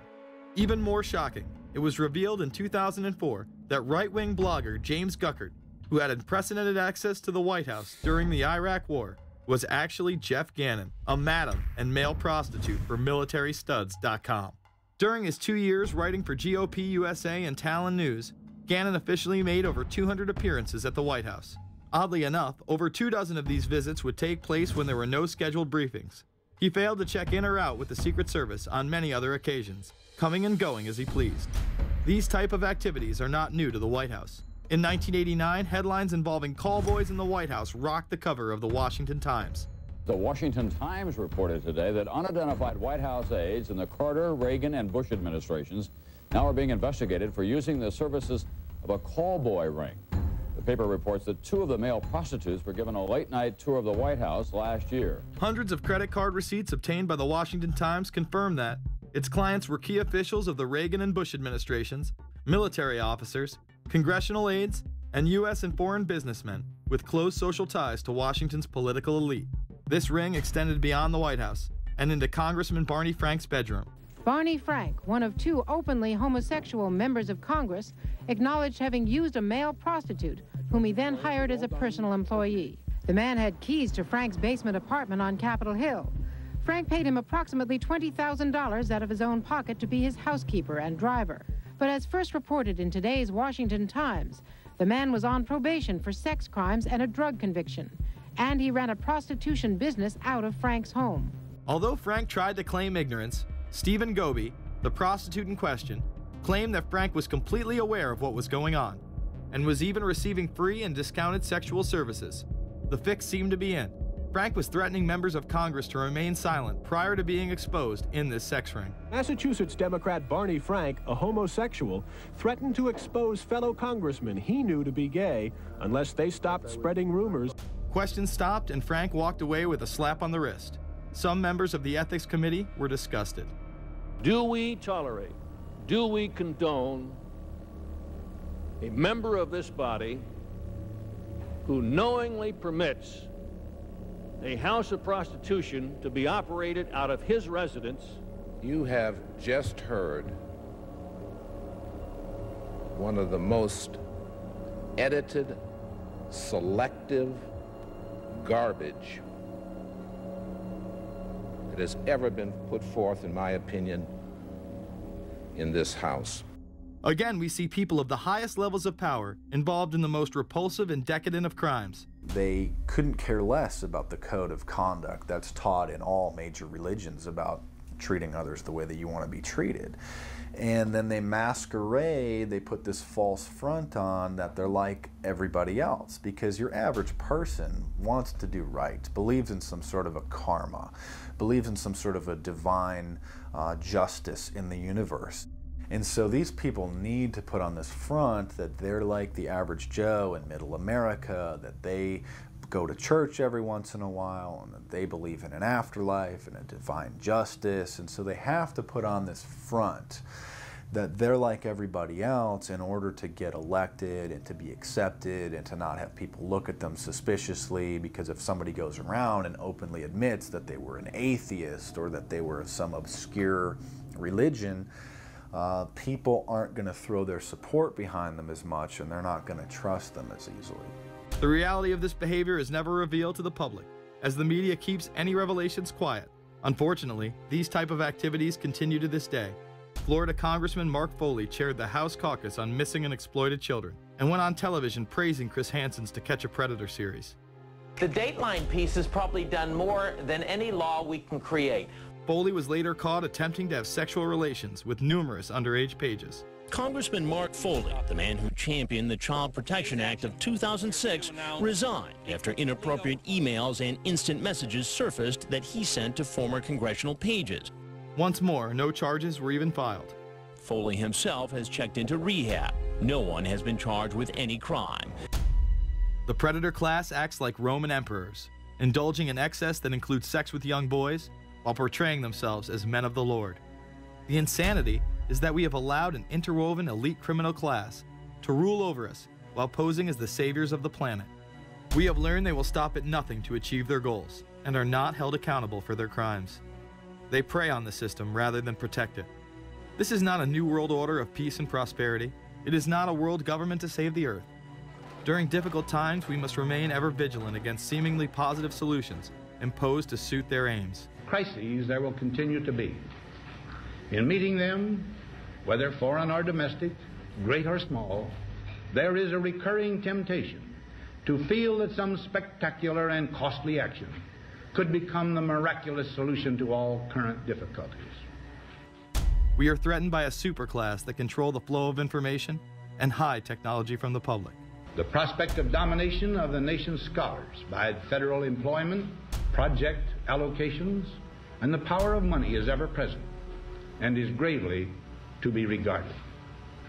We must also be alert to the equal and opposite danger that public policy could itself become the captive of a scientific, technological elite. It is time to put down the remote control, to turn off your Xbox, and start paying attention. It is time to step away from everyday luxuries and pop culture and take action against a monolithic, concentrated evil in order to save what's left of humanity. We must now trade in our apathy for action in order to defeat this invisible empire.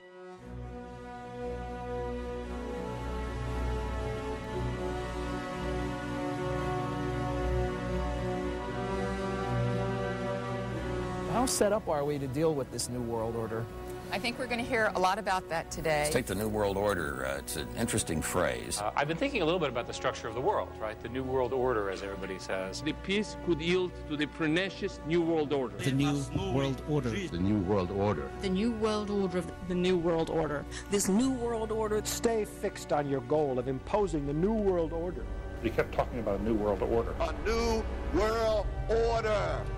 That's what we need now. A new world order with swing. One war and one victory doth not a new world order make. Conservatives used to believe in the United States of America rather than the United States of the New World Order. The ambition to create a new world order. Whose world order is this? And of course, what he called it was the New World Order. Respect for a new world order. We can see a new world coming into view, et cetera, et cetera. That's the core of the New World Order that we want to try to build. It's the sole superpower, New World Order. New World Order. A new world order. To a new world order of peace. Let's say a new world order, for want of a better term. Entities of the new world order. The whole concept of New World Order is something else. It really says that the state is God. The state will play a bigger role in the economy. New order. What Wilson wanted was a new world order, not just a new world order. In order to compete in the New World Order. Compete in this New World Order. This is the third leg of the New World Order.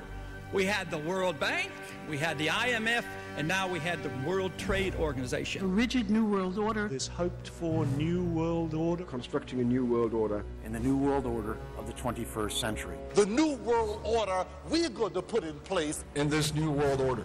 In this New World Order. The patriots in this country are not going to see their rights diminished in order to create a new world order. That President Bush has described as a new world order, which we all share that same desire. A new world order is surely in the making here. Are we ready for the new world order? It's a timely and often controversial question. You don't hear a politician speak the way you do in America. It's about the future of Europe and a new world order. Mr. President, thank you so much, and I hope to have you again, and I hope to see you again.